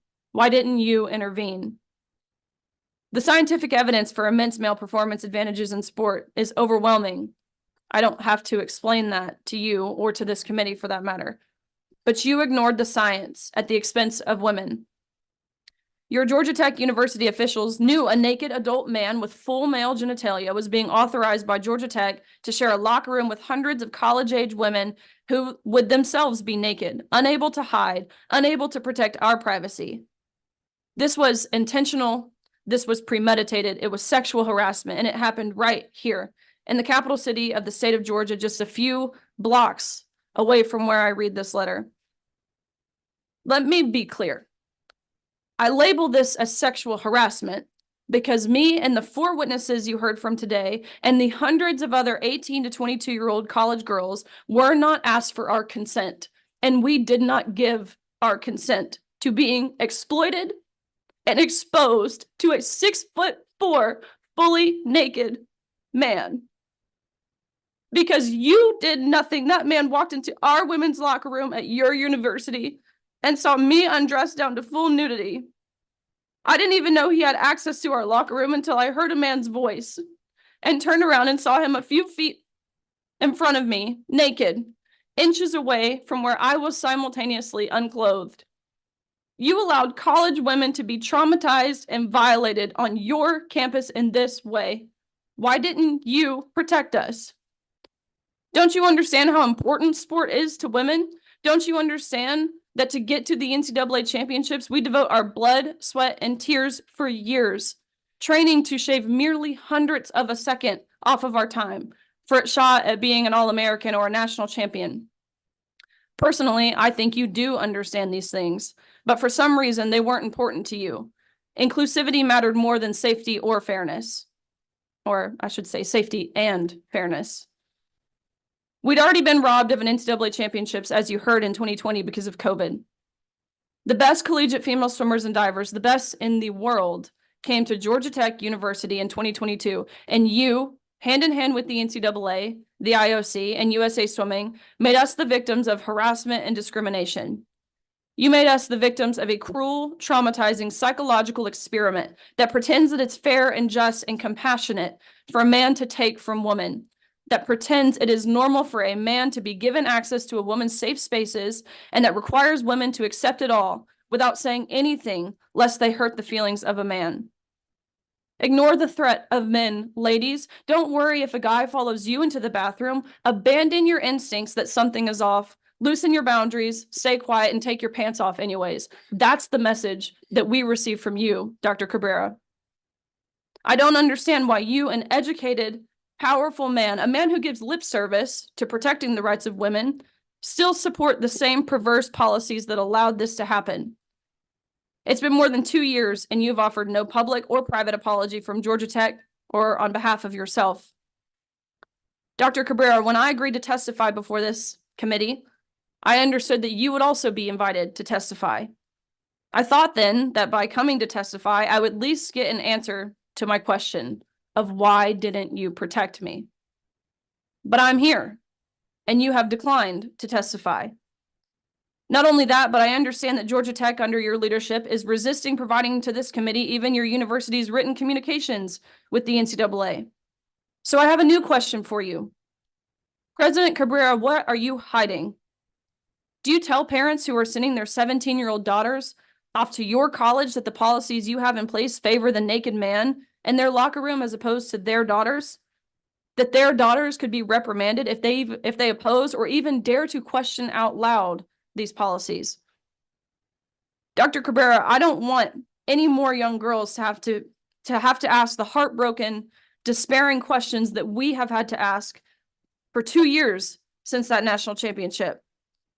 But until there is change, we will keep asking these questions until I have an answer and until Georgia Tech and the NCAA adopt policies that are safe and fair to everyone. With all due respect, Dr. Cabrera, I believe I'm entitled to an answer to my questions. Not actually just me, but we all are. The witness is here, my younger sister, who is an elite level gymnast, my potential future daughter. I was a 21-year-old college student when I came to your campus in 2022. As Caitlyn said, we didn't choose to be here. We don't want to be here. It's not the preferred path for my life to relive over and over what happened on your campus, on your watch. No, I'd much rather be in dental school where I was before all this, but I could not be silent. I spoke out in 2022, not sure of the support that I would receive, but as I speak here today, I can tell you that there is a growing wave of both men and women who will not be muzzled. And they're looking to you, Dr. Cabrera, wondering what you will say. The world watches and we await your response. The arrows that we've taken, the emotional toll, the backlash, it will all be worth it one day if little girls and young women in Georgia and throughout the country no longer have reason to ask the painful questions still reverberating in my mind. President Cabrera, why didn't you protect me? Dr. Cabrera, do you believe what happened at Georgia Tech University in 2022 can lead to something positive for women? I and those testifying with me today believe that the course can be corrected, and we speak for thousands of girls in this country, including many who competed at that 2022 NCAA championships at Georgia Tech. Will you give these young women hope? Will you move past the mistakes of the past to take a bold stand for women, for common sense, for fairness, for science today? Will you have the courage to break ranks with those who are knowingly shaming and hurting accomplished women who deserve much more than the silence and apathy we've received from the NCAA and 1,000 college administrators for the past 2 years? What happened here in 2022 was a bitter pill, but the story's not over. That difficult moment for Georgia Tech and for women's sports can be corrected for the future generation of women and girls. Dr. Cabrera, will you testify before this committee and speak out against the NCAA's anti-woman, anti-reality policies?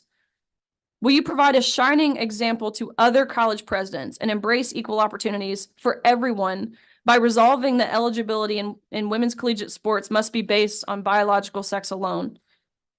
President Cabrera, if you want to protect women in college sports today, you can take a pivotal step towards a more just future for women and for humanity.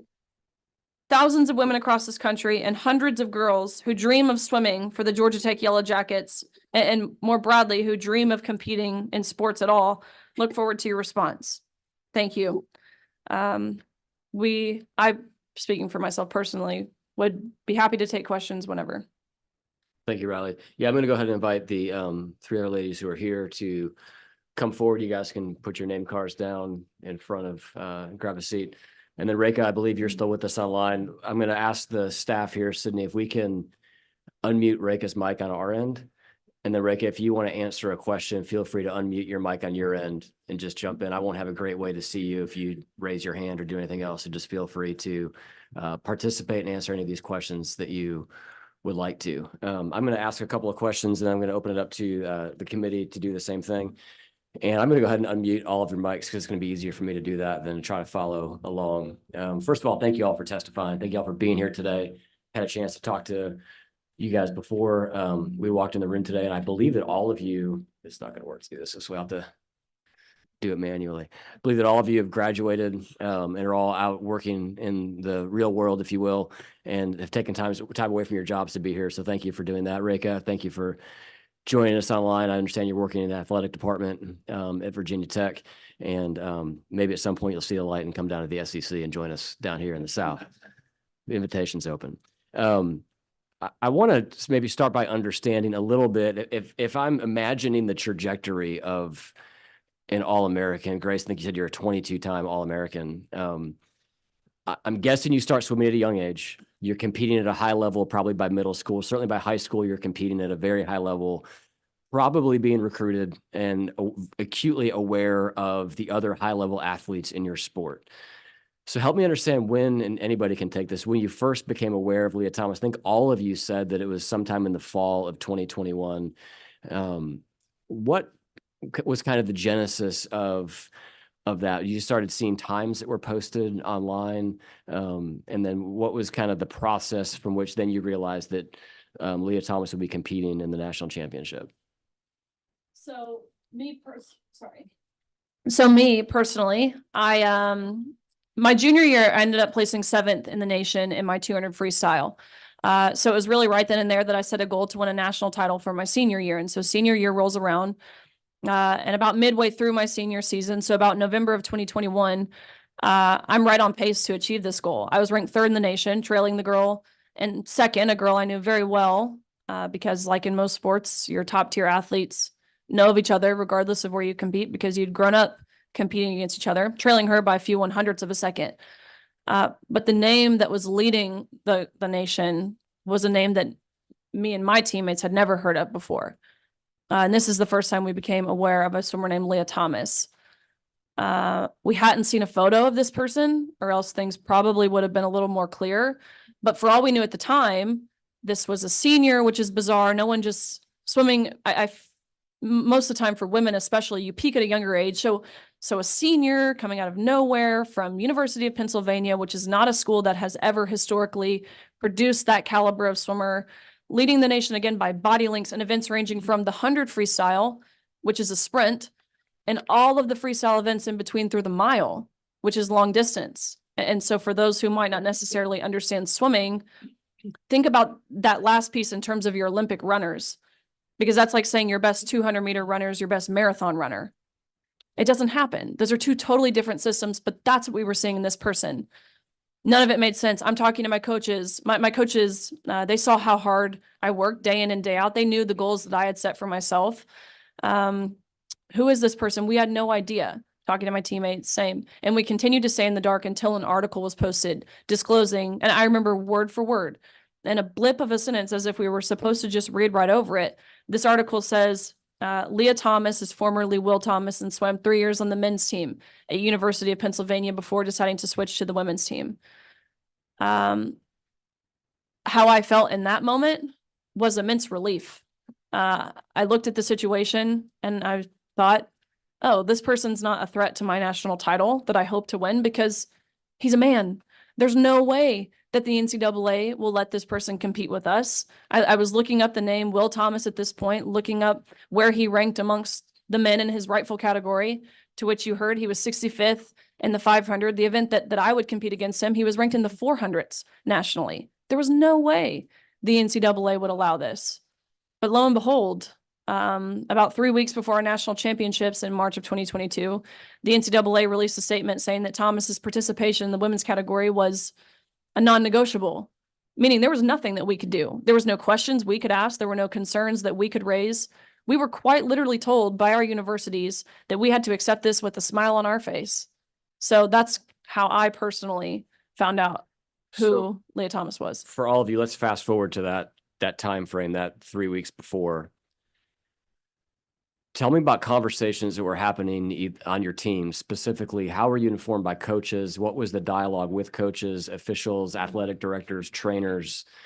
You said that you were told to accept it with a smile on your face. I'm curious what level of freedom or lack of freedom you were given to express emotionally what that did for you, to ask questions, to come out publicly. Obviously, have come out publicly since then. I'm curious what was communicated to you guys either around scholarships or anything like that prior to that. And that'd be an open question for any of y'all. I think we all have unique answers because we went to different schools, but I can attest to what we went through at Kentucky, where we had an outside professional, whatever that means, come in and sit us down, me, a 21-year-old senior in college at the time, and she taught us how to use she, her pronouns. She told us that we were not allowed to talk to media. Any media opportunities, we had to forward them to her. She would decline them on our behalf. We were told, you know, you want to get a job after college, don't you? No, if you speak up about this, your employer, they're going to look you up and they're going to see that you're a transphobe, and you don't want that. Riley, you know, you want to go to dental school. Well, no grad school will accept you if they see that you've spoken about this. They said you'll lose your friends. They'll said you'll lose your scholarship. I remember specifically my university said, Riley, oh yeah, and speaking of that scholarship, remember you signed that. And when you signed that, you gave away your rights to speak in your own personal capacity. Remember who you represent. Remember whose name is across your chest and across your cap, because it's not yours, it's ours. And understand we have already taken your stand for you. We could speak to the silencing effects, what I would call the emotional blackmail that we went through, what Thomas's teammates went through, which we're fortunate we only had to compete against him for one meet. What his teammates went through, they had to undress in front of him 18 times every single week. And I know that number because the girls counted it. That's how traumatized they were. When they sent an email, 16 of his teammates, to the administration expressing their discomfort in the locker room, the university responded back with, if you feel uncomfortable seeing male genitalia, here are some counseling resources that you should seek in an attempt to re-educate yourselves. And of course, counseling resources provided by none other than the LGBTQ Education Center on campus. I could speak to the silencing for literally hours, and they might have different experiences, but. Do any of y'all Yeah, want to? I have, sorry to interrupt, but I have totally different experience than the other girls, I believe, because none of our coaches said anything to us until we got to the meet in Atlanta. And you know, like, we obviously read the news on social media and the team was talking about, but we were afraid to walk up to our coach and ask, like, what's gonna happen? Do we have to race with the male? Do we have to change with the male in the locker room? No one really knew what happened. We were just hoping that the NCAA will stand up and, you know, like, not gonna let Thomas change and compete against us at the meet. And when we got to the meet, I got 17th, and that was the point when my coach came up to me and told me that, okay, Reka, if you want to say something, this is the moment, this is the time. And I had a couple days, you know, like, I still tried to focus on my other events other than the 500 freestyle because it was in the past. And I just decided that nobody said a word about Thomas changing in the locker room or competing with the women's. And what if I say something? I wrote a letter, which I gave to an NCAA representative at the NCAA championships on the last day finals. And when I left Atlanta, the following day I shared it on social media because my coach and our athletic director supported me to doing this. I had no idea that 2 years later we are gonna be still here, you know? So it was totally different than for the girls because they were told not to say anything. Where at the meet I was told by my coach that, okay, if I want to say something, this is the right time to do it. And I Reka, had that support what the girls didn't have.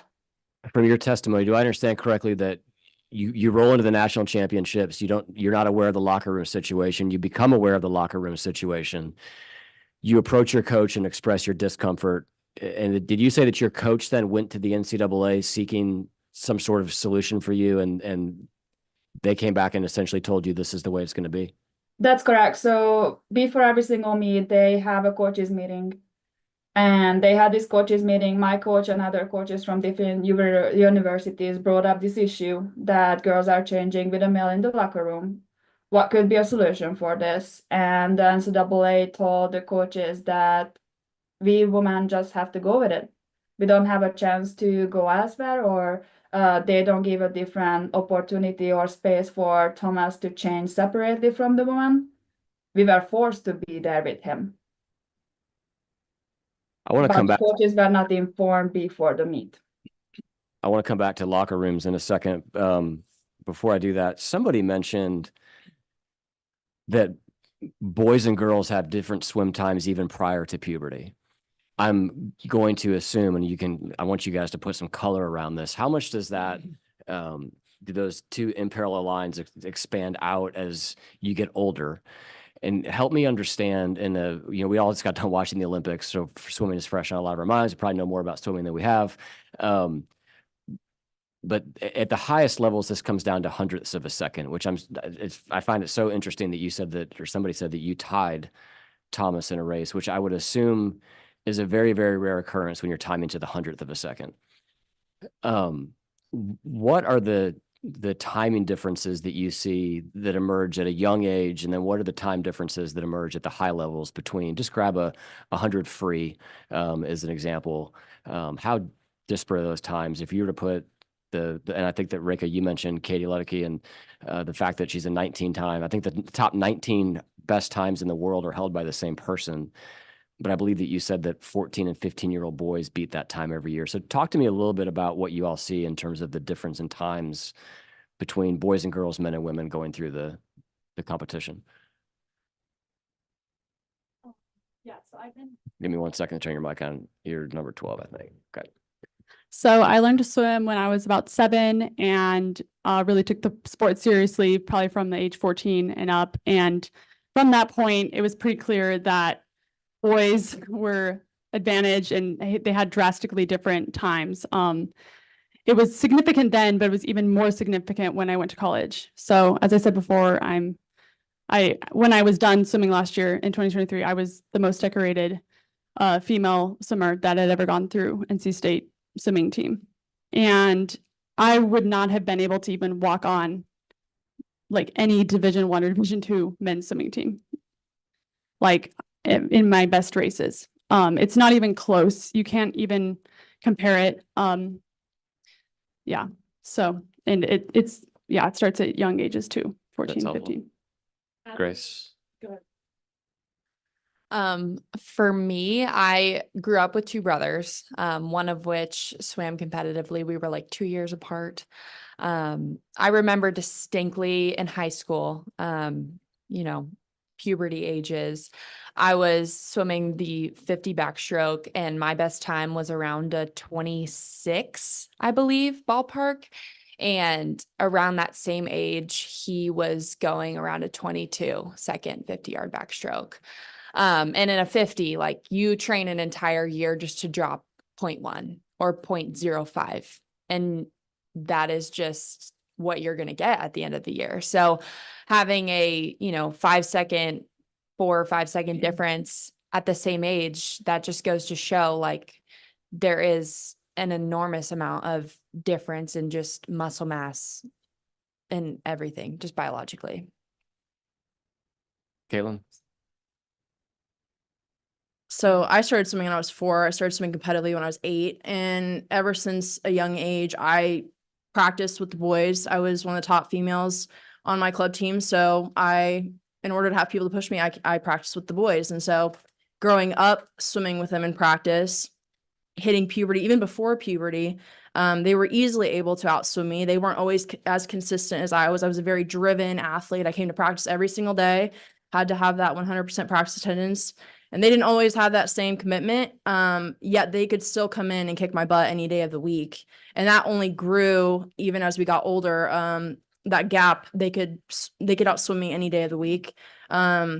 in college, it's not even comparable. They could take a whole year off of swimming and still come back, me being in the best shape of my life, and still beat us. I think in the case of Thomas, it's important to note, he swam 3 years on the men's team, took a whole year off during COVID, came back to swim on the women's swim team and was still dominating at the women's swim meet. So I think that goes to show too, he didn't have to be consistent with his training. He didn't have to be in the best shape of his life to still be dominating the best female athletes, the phenoms of the sport, at the highest national championship meet in the world.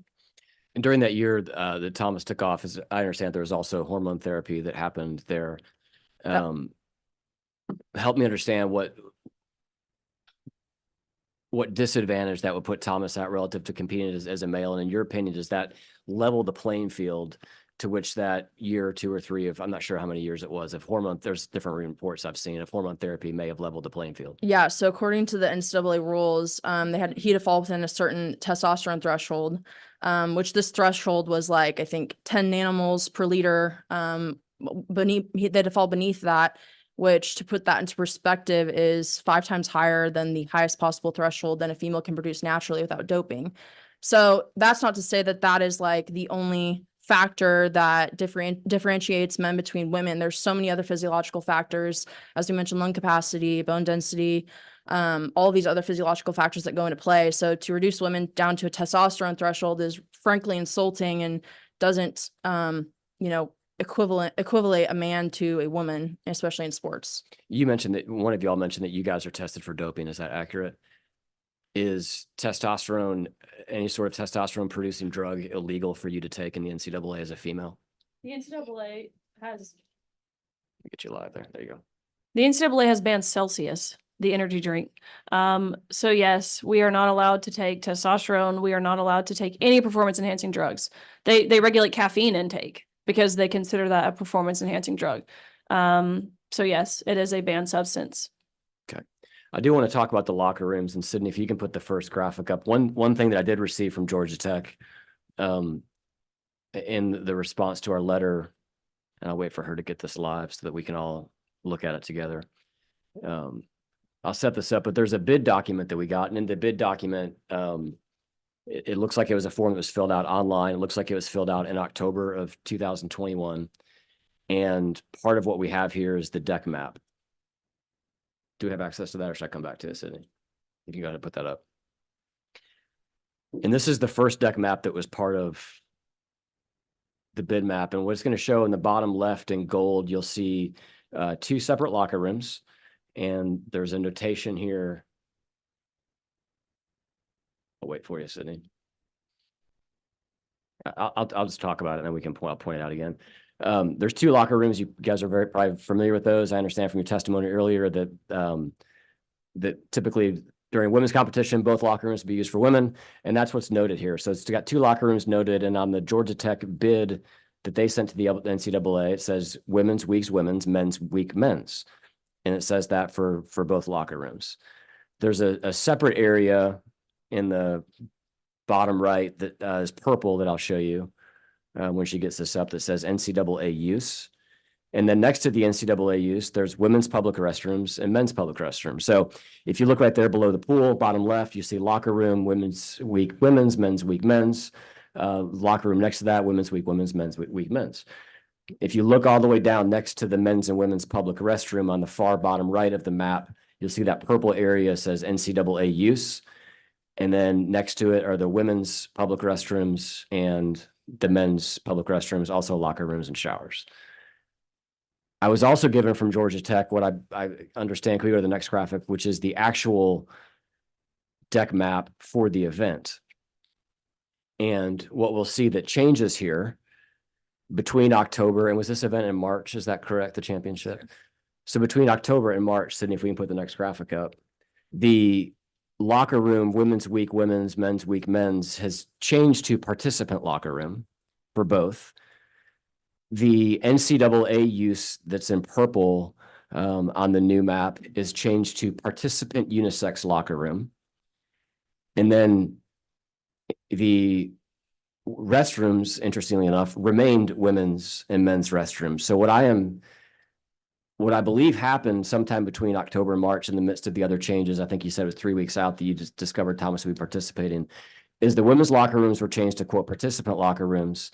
They changed the NCAA use area that's in purple to participant unisex locker room.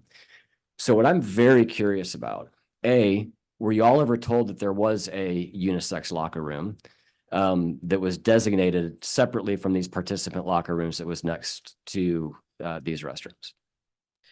No, we had no idea about the locker room situation, what that was going to look like until we were undressing next to this man.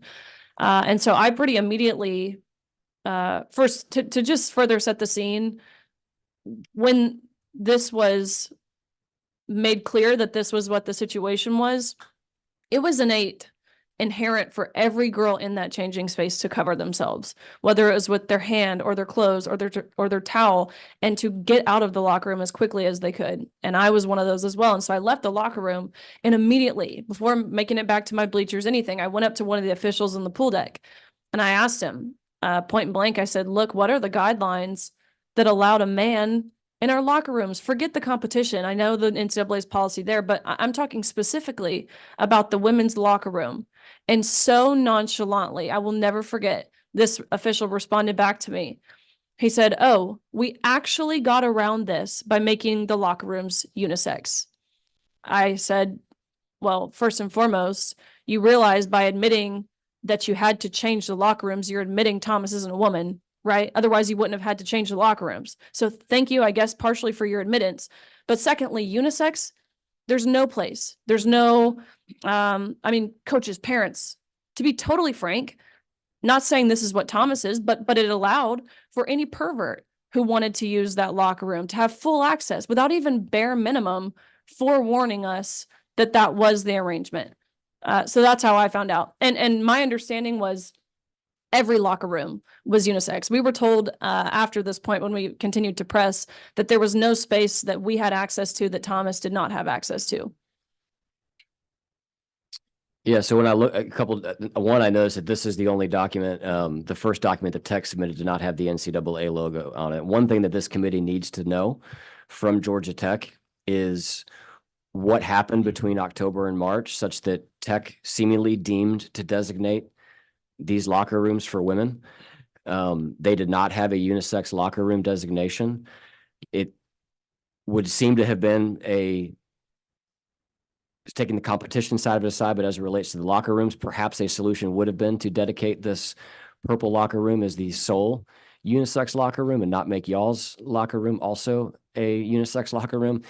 But there isn't, the irony is not lost on me that right next to that is the women's public restroom and the men's public restroom, which were not made unisex for this event.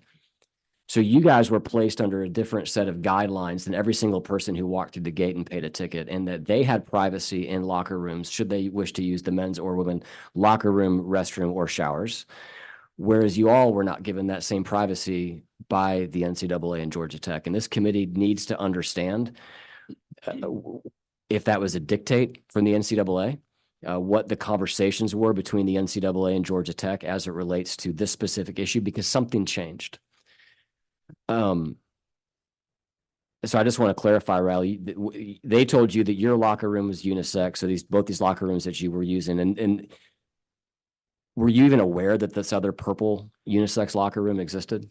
No, I'm picturing the pool. I've swam at Georgia Tech many times. I'm picturing the layout of the pool. I don't even know what that area is. I see the ready room. I don't even know really where that area was. We were never made aware that was even a space, an option for us. So the only locker rooms that I knew were available were the ones that say participant, which there were no men at this meet other than Thomas, of course. There were no men. It was a women's only national championship. And so they converted, as you see here, the men's locker room to a women's locker room. So we had access to both what would be labeled on the outside as men and women's. But those were the only locker rooms, to my knowledge, that we had access to. Okay.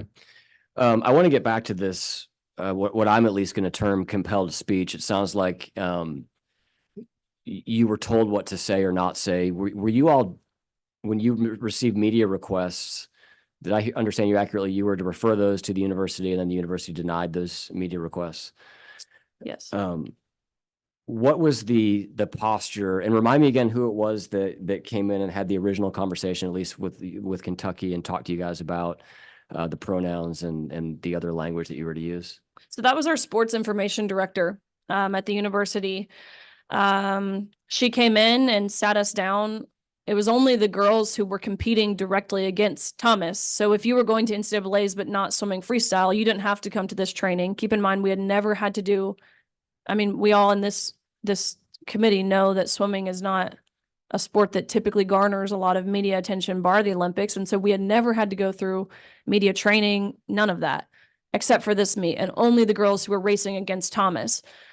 She sat us down, conducted, it was like an interview type scenario. We had to answer the mock interview questions to her standard, or else we had to keep going through the training. Give me an example of what a question was that you had. She would phrase a question pretty specifically at me, because my university was confident that I would make top 8. They were confident that Thomas would make top 8. And so she would ask me, if you happen to win a national title, we're going to ask you this question, whatever the question was.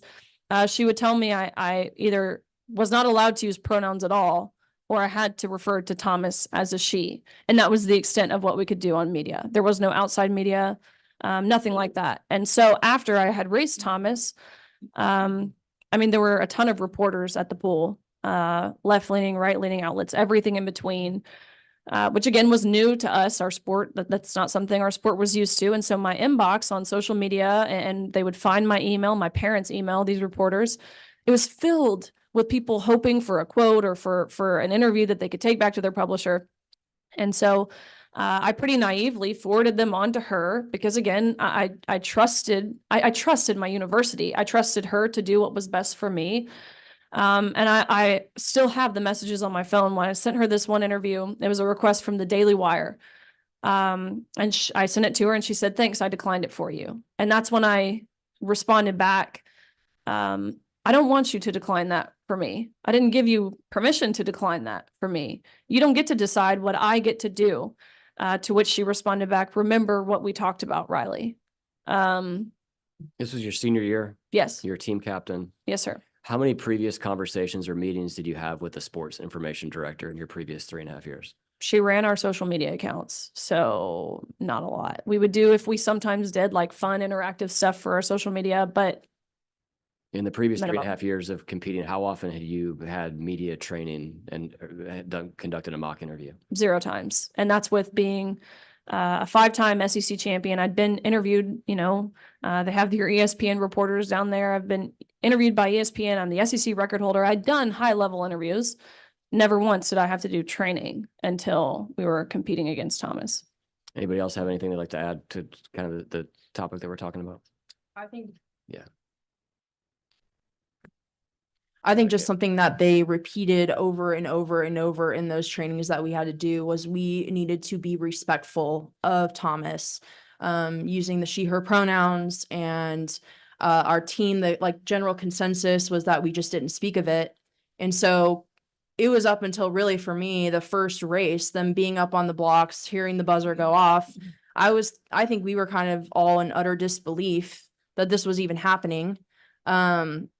And then it was then at the meet when I realized that we were all worried about being respectful of Thomas, yet it was a complete and utter disrespect to us, every single female athlete at that meet, to allow Thomas not only compete with us, but to change in our locker rooms. I'm gonna ask one more question. I'm gonna open up to the committee for questions. I know Chairman Dixon has a question.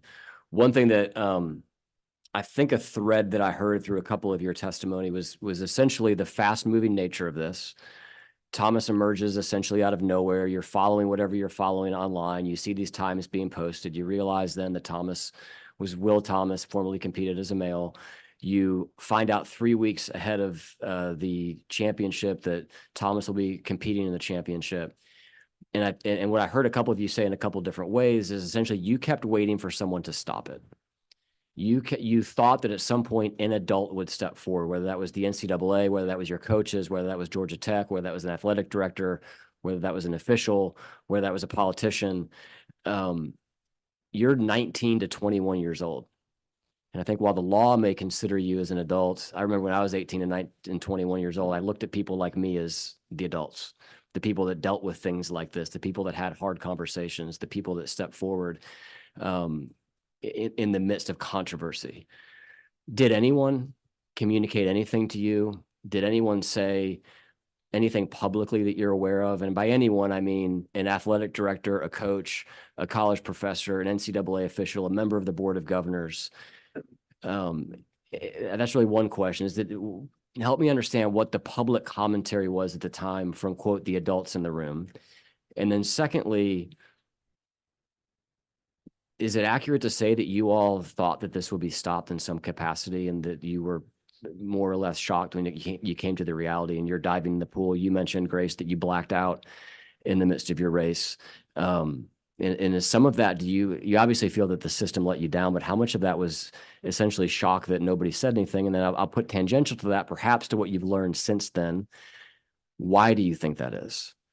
Because I'm assuming if someone had stepped forward to stop it, we wouldn't be sitting here. So why do you think it was that nobody stepped forward and said anything? What I will say is virtually everyone knew this was wrong. I'm not claiming to speak for every single person, but I do claim to speak for the overwhelming majority of us. So what I experienced, was I got support through whispers and through winks of coaches saying, hey, keep it up. Which was at first, I mean, humbling, right? I felt honored. I felt like kind of after I had taken that initial first leap, pursuing that Daily Wire interview, tons of support flooded in privately. My athletic director, similar to Reka, very supportive. My coach, very supportive.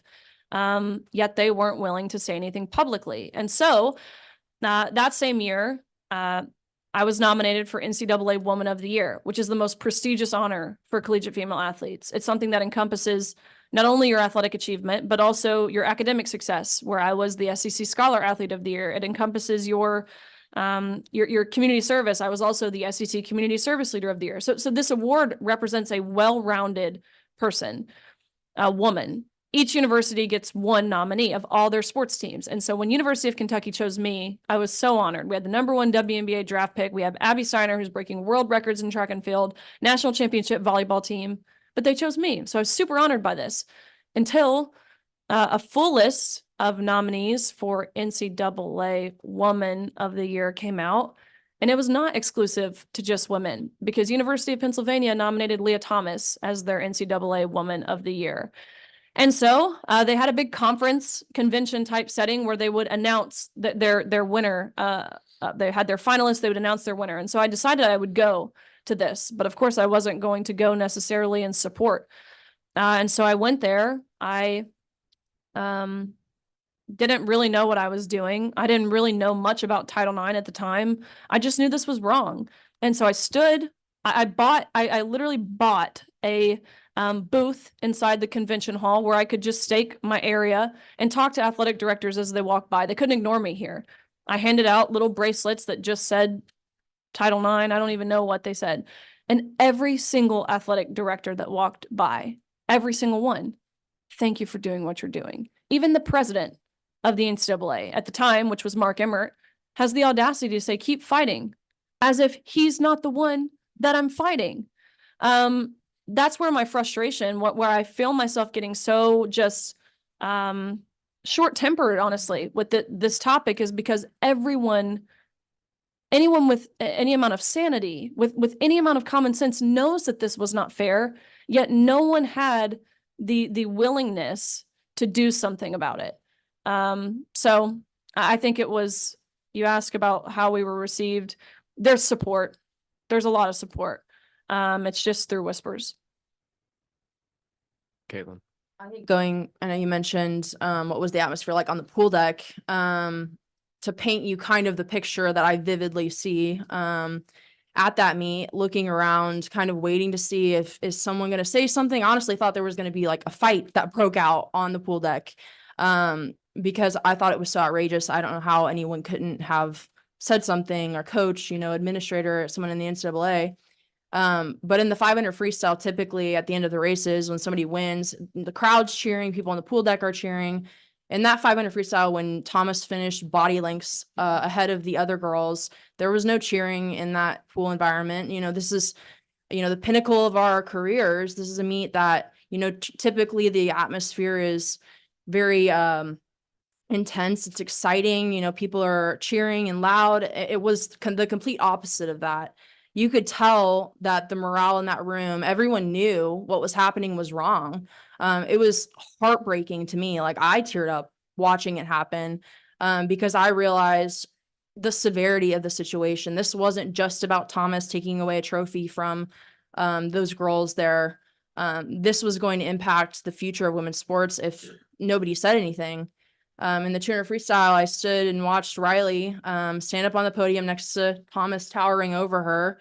And I looked around. I was heartbroken too. I didn't cheer when they called his name. I was furious for her because I trained next to her for years at that point, countless hours and miles. I knew the work that we had put in, and to see that just be put to the side was heartbreaking for me. I was enraged for her because she was a teammate of mine, and I wanted to see her succeed. But that was kind of the atmosphere on the pool deck. I don't think anyone was happy to see Thomas there winning, but yet we were told that that was how it was going to be. And to very briefly answer the question of why, you said, why were they so fearful? I think a lot of it has to do with federal funding. These universities, they didn't want to lose that. They didn't want to be sued. And that's in talking to these athletic directors after 60, 80 or so walked by, I said, that's great. You feel this way. Would you be willing to put your name to it? No, I can't lose my job. I've got a family to feed. I can't be the one to say something, but you keep going. I don't think they wanted to lose. I mean, it boils down to no red, blue, nothing like that. It's green, I think, with whether it's the institutions. I think we've seen that over the past year or so now, especially with the protests on college campuses regarding what's going on in the Middle East.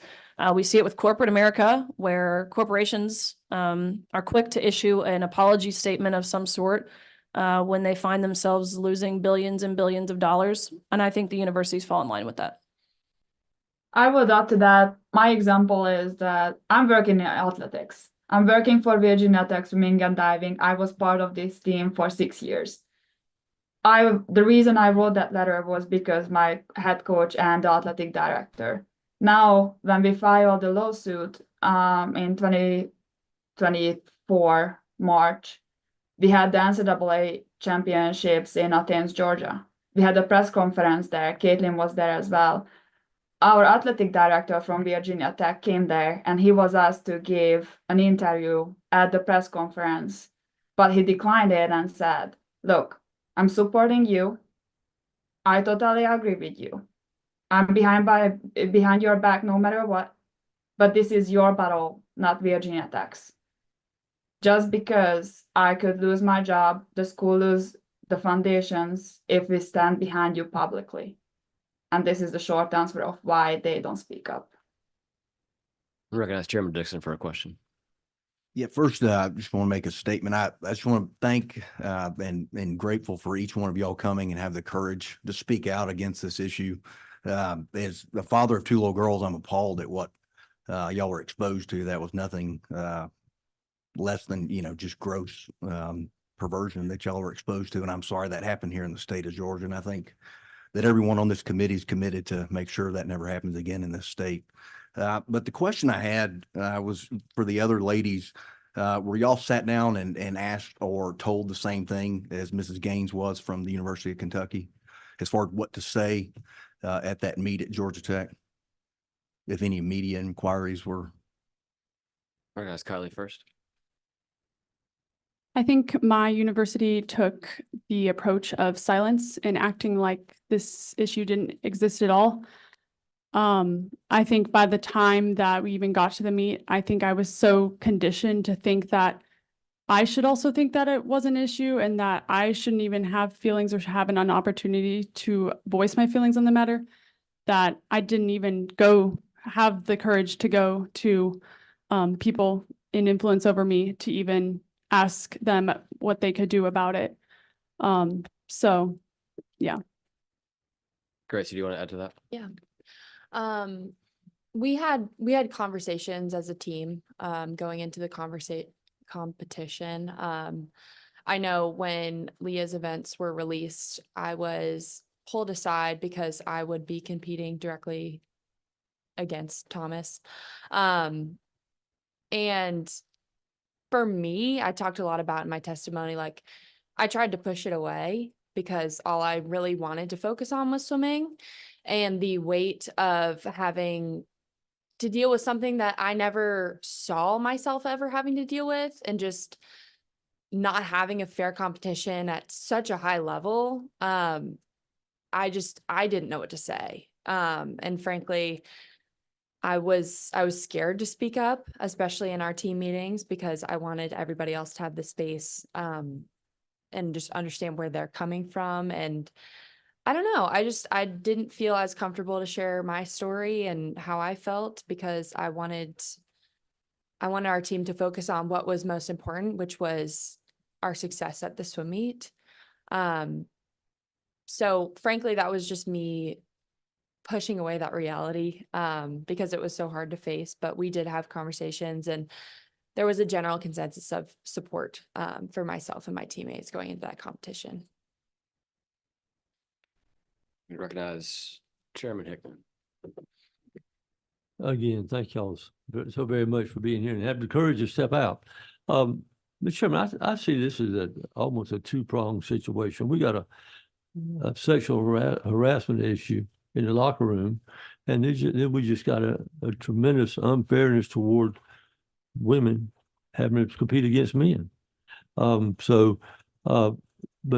that's where I see it, and I don't know how we move forward with that, and maybe that comes out in our report. But looks like we got two separate issues. We got a sexual harassment issue, which then rolls over. Which then rolls over to the other. But thank y'all for being here. Thank you, Chairman. Chairman Abertarte. Thank you, Mr. Chairman. Thank you all for being here. And I think most know I have 3 daughters. All of them highly compete at their ages, 2 in high school. And even myself at some level played highly competitive sports when I was in high school, in the sports I played. One thing I want to come back to, Kylie, you mentioned in your comments, you said the Institute silently changed policy on locker room policy.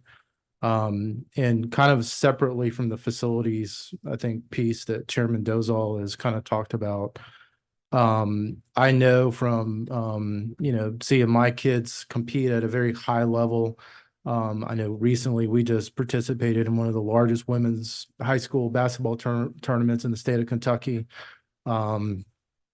I think there was something like 3,000 female athletes and probably over 300 D1, D2 basketball coaches on site. Saw a lot of things, experienced a lot of things.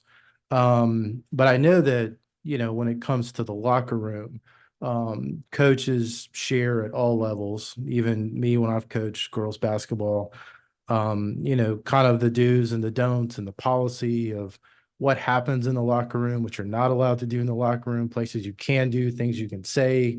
There's kind of a code of etiquette in some ways, I think, I'll use that word.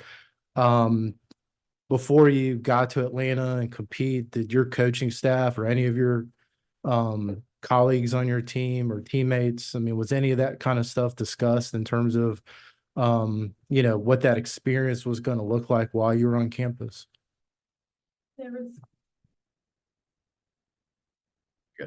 There was no communication from our university or the NCAA about the locker room. And honestly, I think just going into the meet, me and my teammates were so frustrated, and just the thing that was at the forefront of our mind was the fact that we'd be competing against a man, and how hard that would be, and how we had never experienced that and didn't know why we were experiencing that, why no one was standing up.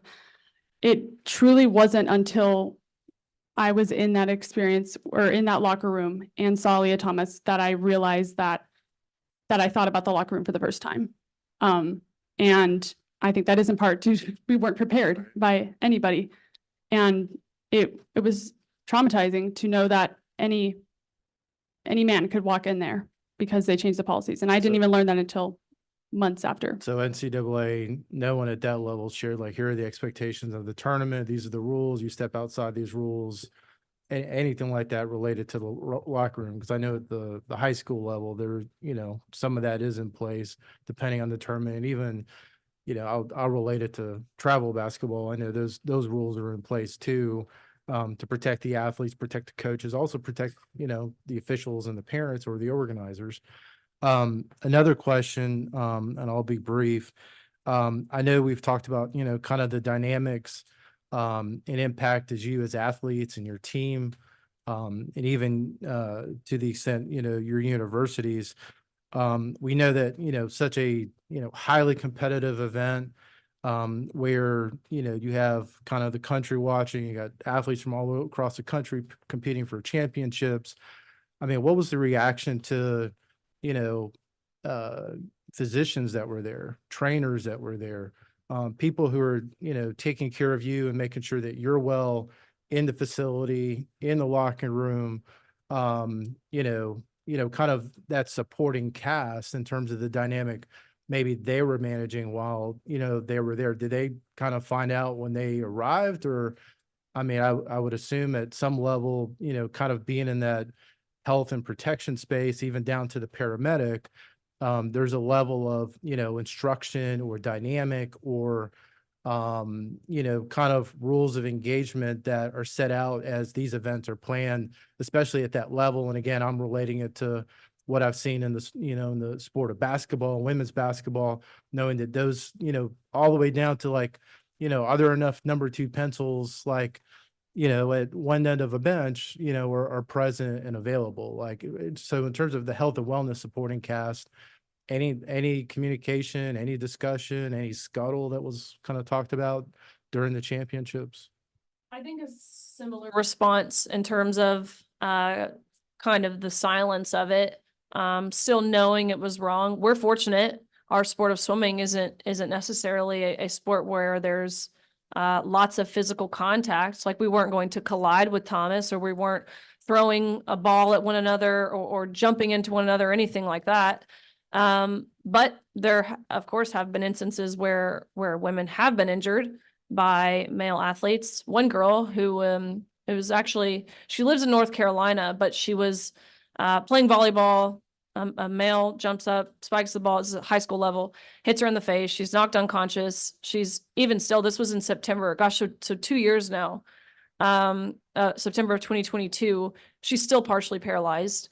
Her vision is impaired. Her memory is impaired. She has to have special accommodations for testing at school because she can't retain information like she once could. But she actually came down to a specialized doctor in Georgia. And when the doctor found out how she was injured by an athlete who identified as trans, the doctor sent her away and said that we can't see you anymore. That's right here. So we're fortunate that we didn't have to necessarily collide, I guess, or be in that sort of physical contact, or else I would imagine our trainers and the athletic staff who did look after our wellness, I would imagine they would have been forced to make, I guess, take better attention.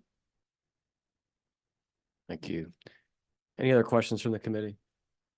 Senator Ramon, you're on number 9. Thank you for coming from out of state and testifying. And thank you for your achievement that, it's great, what you have done in your field. So my quick question is, has any biological man participated in any of the collegiate sports in Georgia other than that you know of, in Georgia Tech? I mean, anywhere else, any of you have you heard of, I was trying to find out, anything. Yes. So what we know thus far are there are males competing in tennis and softball and swimming and track and field and cycling, a couple other different sports. And they do, I think, frequent meets and competitions and tournaments in the state of Georgia. Is there anywhere, can you just provide us if you can, We could probably get back something to the sometime, chairman. so at least we can see how the, Absolutely, what the- because this is something that we've been tracking thus far. I know if you look at, there's a website called shewon.org, and it tracks beyond college, all levels, but just what we've been able to record. And so I'm sure we can find those examples of athletes either here in the state of Georgia or that have competed in the state and be able to submit that to the chairman. Thank you, because I was just concerned about the Georgia, because my understanding, I understand that. Well, what it's- happened to I us haven't heard happened anything, in beside, Georgia. Georgia Tech, whatever it is. Absolutely. And I will add very briefly that the NCAA championships is set to take place at University of Georgia next year. So you guys have a perfect opportunity while you can to protect those girls. So UGA next year for for women's swimming and diving. I believe so. I thought I read as well that 26 was Tech, so I could be off on that. You're probably right. You have wonderful facilities in this state. As you know, the Olympics were here. So I have always enjoyed some of my best times were swimming in the state of Georgia. Any other questions, Senator? Thank Okay, you. Thank you. I want to conclude y'all's testimony today by, and this Senator Ramon's question actually kind of dovetails into my question, because it does get to what we heard here at the Capitol 2 years ago. And those that were opposed to the law that we put in place relative to high school athletics essentially said, look, this is a solution in search of a problem. We don't have this competition is not happening. Lo and behold, it was happening just down the street, just not at the high school level. It was at the collegiate level. It would seem to me that we do not need to wait to have a bunch of high schoolers sitting in your seats telling us about a high school tennis tournament, boxing match, wrestling match, football competition, whatever the sport may be, to have to do something at the high school level. Similarly, I regret that y'all are having to sit here today prior to us having done anything at the collegiate level. I think that there's a little bit, we don't generally pass laws, or I should say we often pass laws recognizing that the threat of something is such that as lawmakers, we should confront it. So with that being said, I would like y'all to take an opportunity to share a word as to what you think this committee should do relative to your sport. Are you satisfied with the latest iteration of the NCAA's rules as it relates to, as I understand it, referring to the governing bodies, animal testing around testosterone, which is a derivation from what Thomas competed under, which was a requirement of some sort of hormone suppression, which was a derivation from the original, which was essentially what we have for high school sports here, which is gender-specific competition relative to gender prescribed at birth. Riley, I know you specifically have traveled the country communicating around this issue, and I'm curious if what you have seen other states do that you think is particularly unique or helpful, and what it would be that we could do that you believe would prevent or would produce the outcome of fair competition. I believe that the legislative body should pass K through 12. And not necessarily even refer to the Georgia High School Athletic Association, whatever its name is. I believe the legislative body should take action, decisive action, and send the message loud and clear that women are worthy. You're worthy of calling yourself a champion. You're worthy of privacy in areas of undressing. You're worthy of being safe in your sport. You're worthy of your dignity. You guys have the opportunity to send that message to young girls, to women across the state of Georgia, but broader across the United States. And so that's what I would love to see from the legislative body. We've seen other states, 9 thus far, even go as far to pass a law defining the word woman in law, or in other sex-based terms like male, like female, girl, boy. Again, what longevity does a Save Women's Sports Bill have if we can't agree on the word woman? Someone said it in their testimony. I believe it was actually Reka. It's very powerful when she said, how do you claim to defend what you can't even define? Very powerful. And I agree wholeheartedly.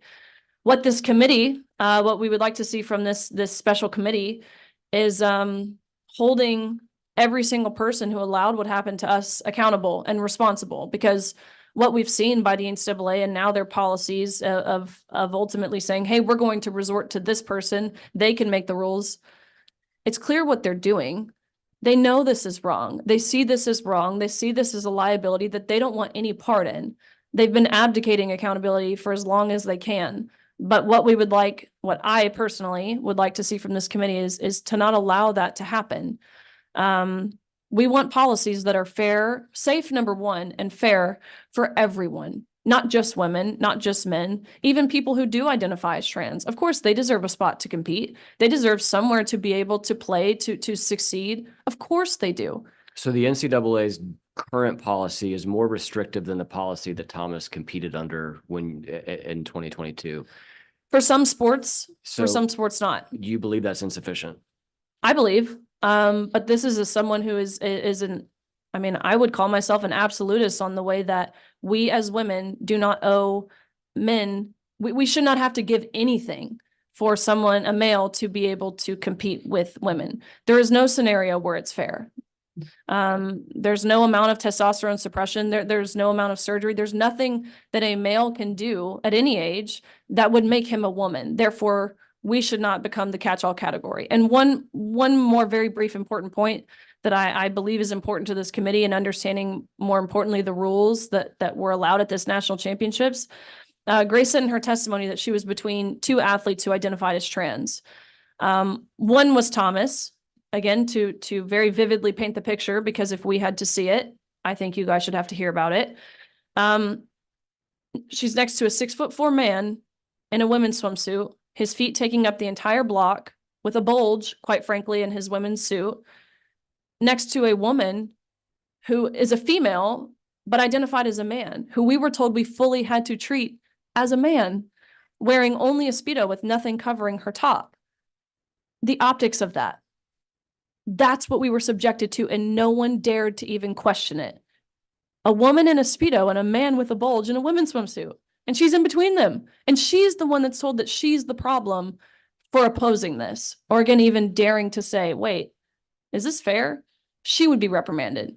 So again, I think it's important when you're uncovering these rules to be very clear. I have no problem with a female who born a female, identifying as a man. I have no problem with this person, with this woman competing with us as women, because it's a woman, as long as there's no performance enhancing drugs, which would in fact be doping or cheating, which, what did we call Lance Armstrong? We called him a cheater. I have no problem with that. That's not what we were here to talk about at all. But I believe it's important, and the hypocrisy of it. Why has the women's category become the catch-all? If the policy was based on gender identity, then why wasn't Izzy, who now identifies as Isaac, competing at Yale, swimming with the men?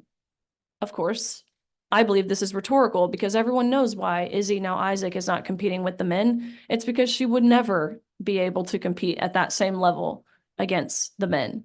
So again, just to highlight, not to make it more confusing or more in-depth, but an important piece of what we were subjected to. Thank you, Caitlin. Did you want to add something? I'll mention that the NAIA conference decided to take the bold step in protecting female athletes by not allowing males with XY chromosomes to compete in the women's category, but they opened up the men's category for anyone and everyone who identifies as whatever they want to compete in that category, which I think covers all the bases, because I think the message that we're trying to send is we're trying to keep the beauty and the integrity and the fairness, equal opportunity, and safety of women's sports intact here. The beauty being sports are a place for everyone. You know, we're not telling anyone they don't have a place to compete. That's the beauty of sports, is anyone with any background, you know, sex, racial identity, sexual orientation, they have a place in sports.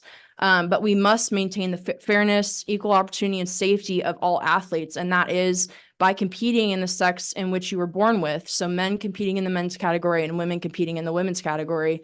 And really that's the resolution really that we see in the end here, that we're hoping for, and that we're hoping that Georgia and the NCAA and really states all across the country will resort to. Thank you. Chairman Avatarte had one last question. Yeah. Get your mic on there. Thank you, Mr. Chairman. Be very brief, but to kind of piggyback off Chairman Dozal, when we think about looking ahead to the conversation about K-12. So if we have, you know, aspiring young female athletes who's going to be the next Riley, Grace, Kylie, Caitlyn, you know, and they've been, you know, kind of put in a scenario to where, you know, they're using one facility that's literally being shared, a football facility I'll use, because it's been a debate in our community. where boys and girls are sharing it, one restroom for boys.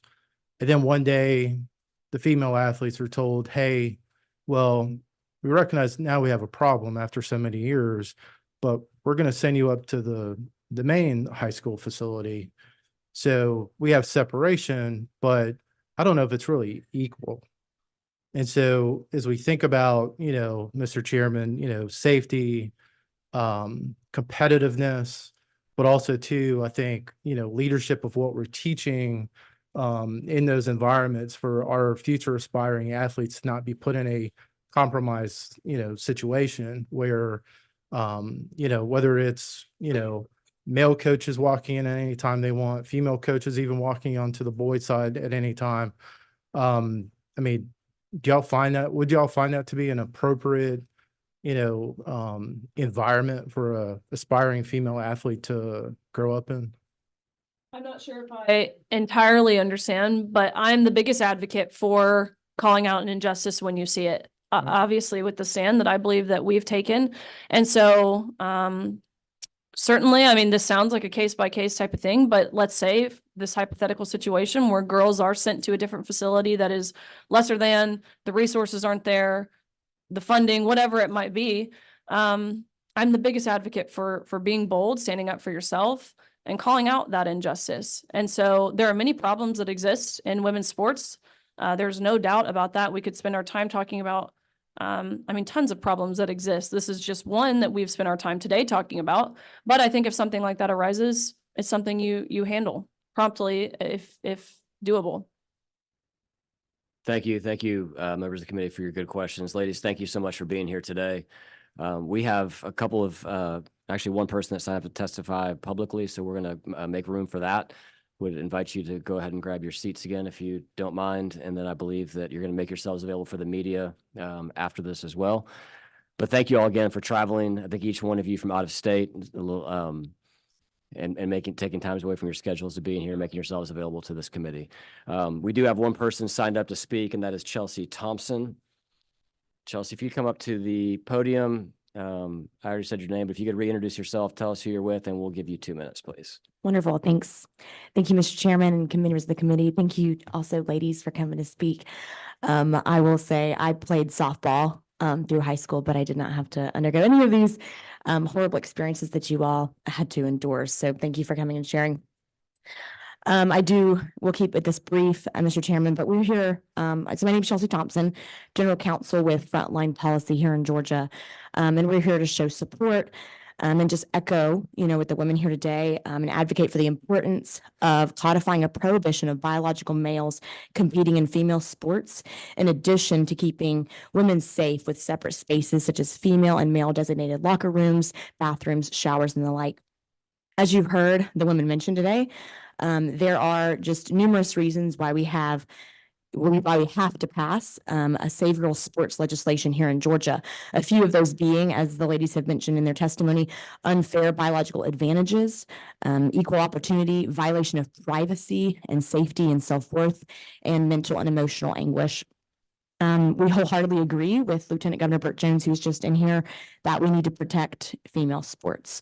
Mentioned at the beginning of this meeting also by the chairman that HB 1084 from 2022, those of you familiar, was a temporary stopgap measure, just to be clear. It was one that effectively advocated the responsibility that the legislature has to set clear and firm state policy on this issue that protects all female athletes in the state. And to add to this conversation, I think it's important that in bipartisan polling results in Georgia, a resounding 83% oppose biological males competing in female sports competitions. And this holds across all demographic groups as well. So legislation for protecting girls' sports has passed in 24 states also, and we are looking forward to Georgia being among those states. I want to say too that we're grateful for this committee tackling this issue. You here in the committee really do, as Riley mentioned, have a part of answering the problem that the state's facing and that many girls in the state are facing, and that you've heard from the women today. There's been women and girls that have been harmed, and the question our state is asking is really like, what are our leaders going to do about it? So we look forward to seeing, what we're going to do and also future generations being able to look back and see what the leaders did and the actions that you guys took. Lastly, I will say I prepared a document from the HB 1084 and kind of listing out the reasons why we need specific Save Girls legislation and why that 1084 is not specific. And I'm happy to share it with the committee. But that's it. If there's any questions from the committee, I'm happy to answer them. Don't see any questions. Thank you, Ms. Thompson. Thank you. We do have two people that want to testify online. I believe we have we weren't necessarily prepared for that, but I think that the Senate press team has figured that out. Thank you all for your work in doing that. I believe I saw Kate Smith's name up there. So we'll go ahead, Kate, and turn the floor over to you for 2 minutes. And if you don't mind just giving us a mic check first, I'll let you know that we can hear you, and then you can go ahead with your testimony, your comments. Thank you. Thank We you. do Can have you you. hear me? Thank you. We do. Thank you. Great. Good morning, members of the committee. My name is Kate Smith. I am the director of LGBTQI+ policy at the Center for American Progress. I grew up playing soccer, golf, and co-ed competitive martial arts. Those like myself who are athletes or who love athletes know that sports teaches us valuable lessons like discipline and how to work on a team. In addition to being an athlete, I'm also a researcher. It's important to me that we follow the science and get the real facts about the inclusion of transgender students in sports. After extensive research and analysis, the Center for American Progress published their report, Fair Play, on this issue. Here's what we know. While those who support excluding transgender students from sports promote anecdotal evidence they believe show trans people negatively impact women's sports, the data does not back this up. Women and girls' participation in sports is only going up. Further, the trans community is actually underrepresented in sports. While the Olympics has allowed trans women to compete since 2004, no trans women have medaled. In addition to the Olympics, several professional and recreational leagues have trans-inclusive policies. Many here today are focused on one student who won one final at one championship 2 years ago. If trans women have such a clear advantage in sports, why do we not see them winning many more championships and filling team rosters? At the college level, the NCAA has allowed trans students to participate since 2011, though individual schools and sports are able to set their own policies. These specific policies are often tailored to their sport and their community, as they should be. Decisions about what works best for a given sport or school should be made by the schools and sports associations themselves, not by politicians. When trans people go through transition, their bodies change. Supporting trans-inclusive policies is not supporting men in women's sports. It is supporting women in women's sports.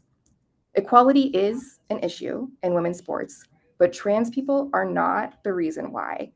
Women's sports are underfunded and under-resourced. We can and should encourage women and girls to play sports, and better yet, we do not need to exclude athletes to do so. Thank you. I'm happy to take any questions as well. Thank you, Kate. Any questions from the committee? Seeing none, we do have one other person. Is Sasha still with us?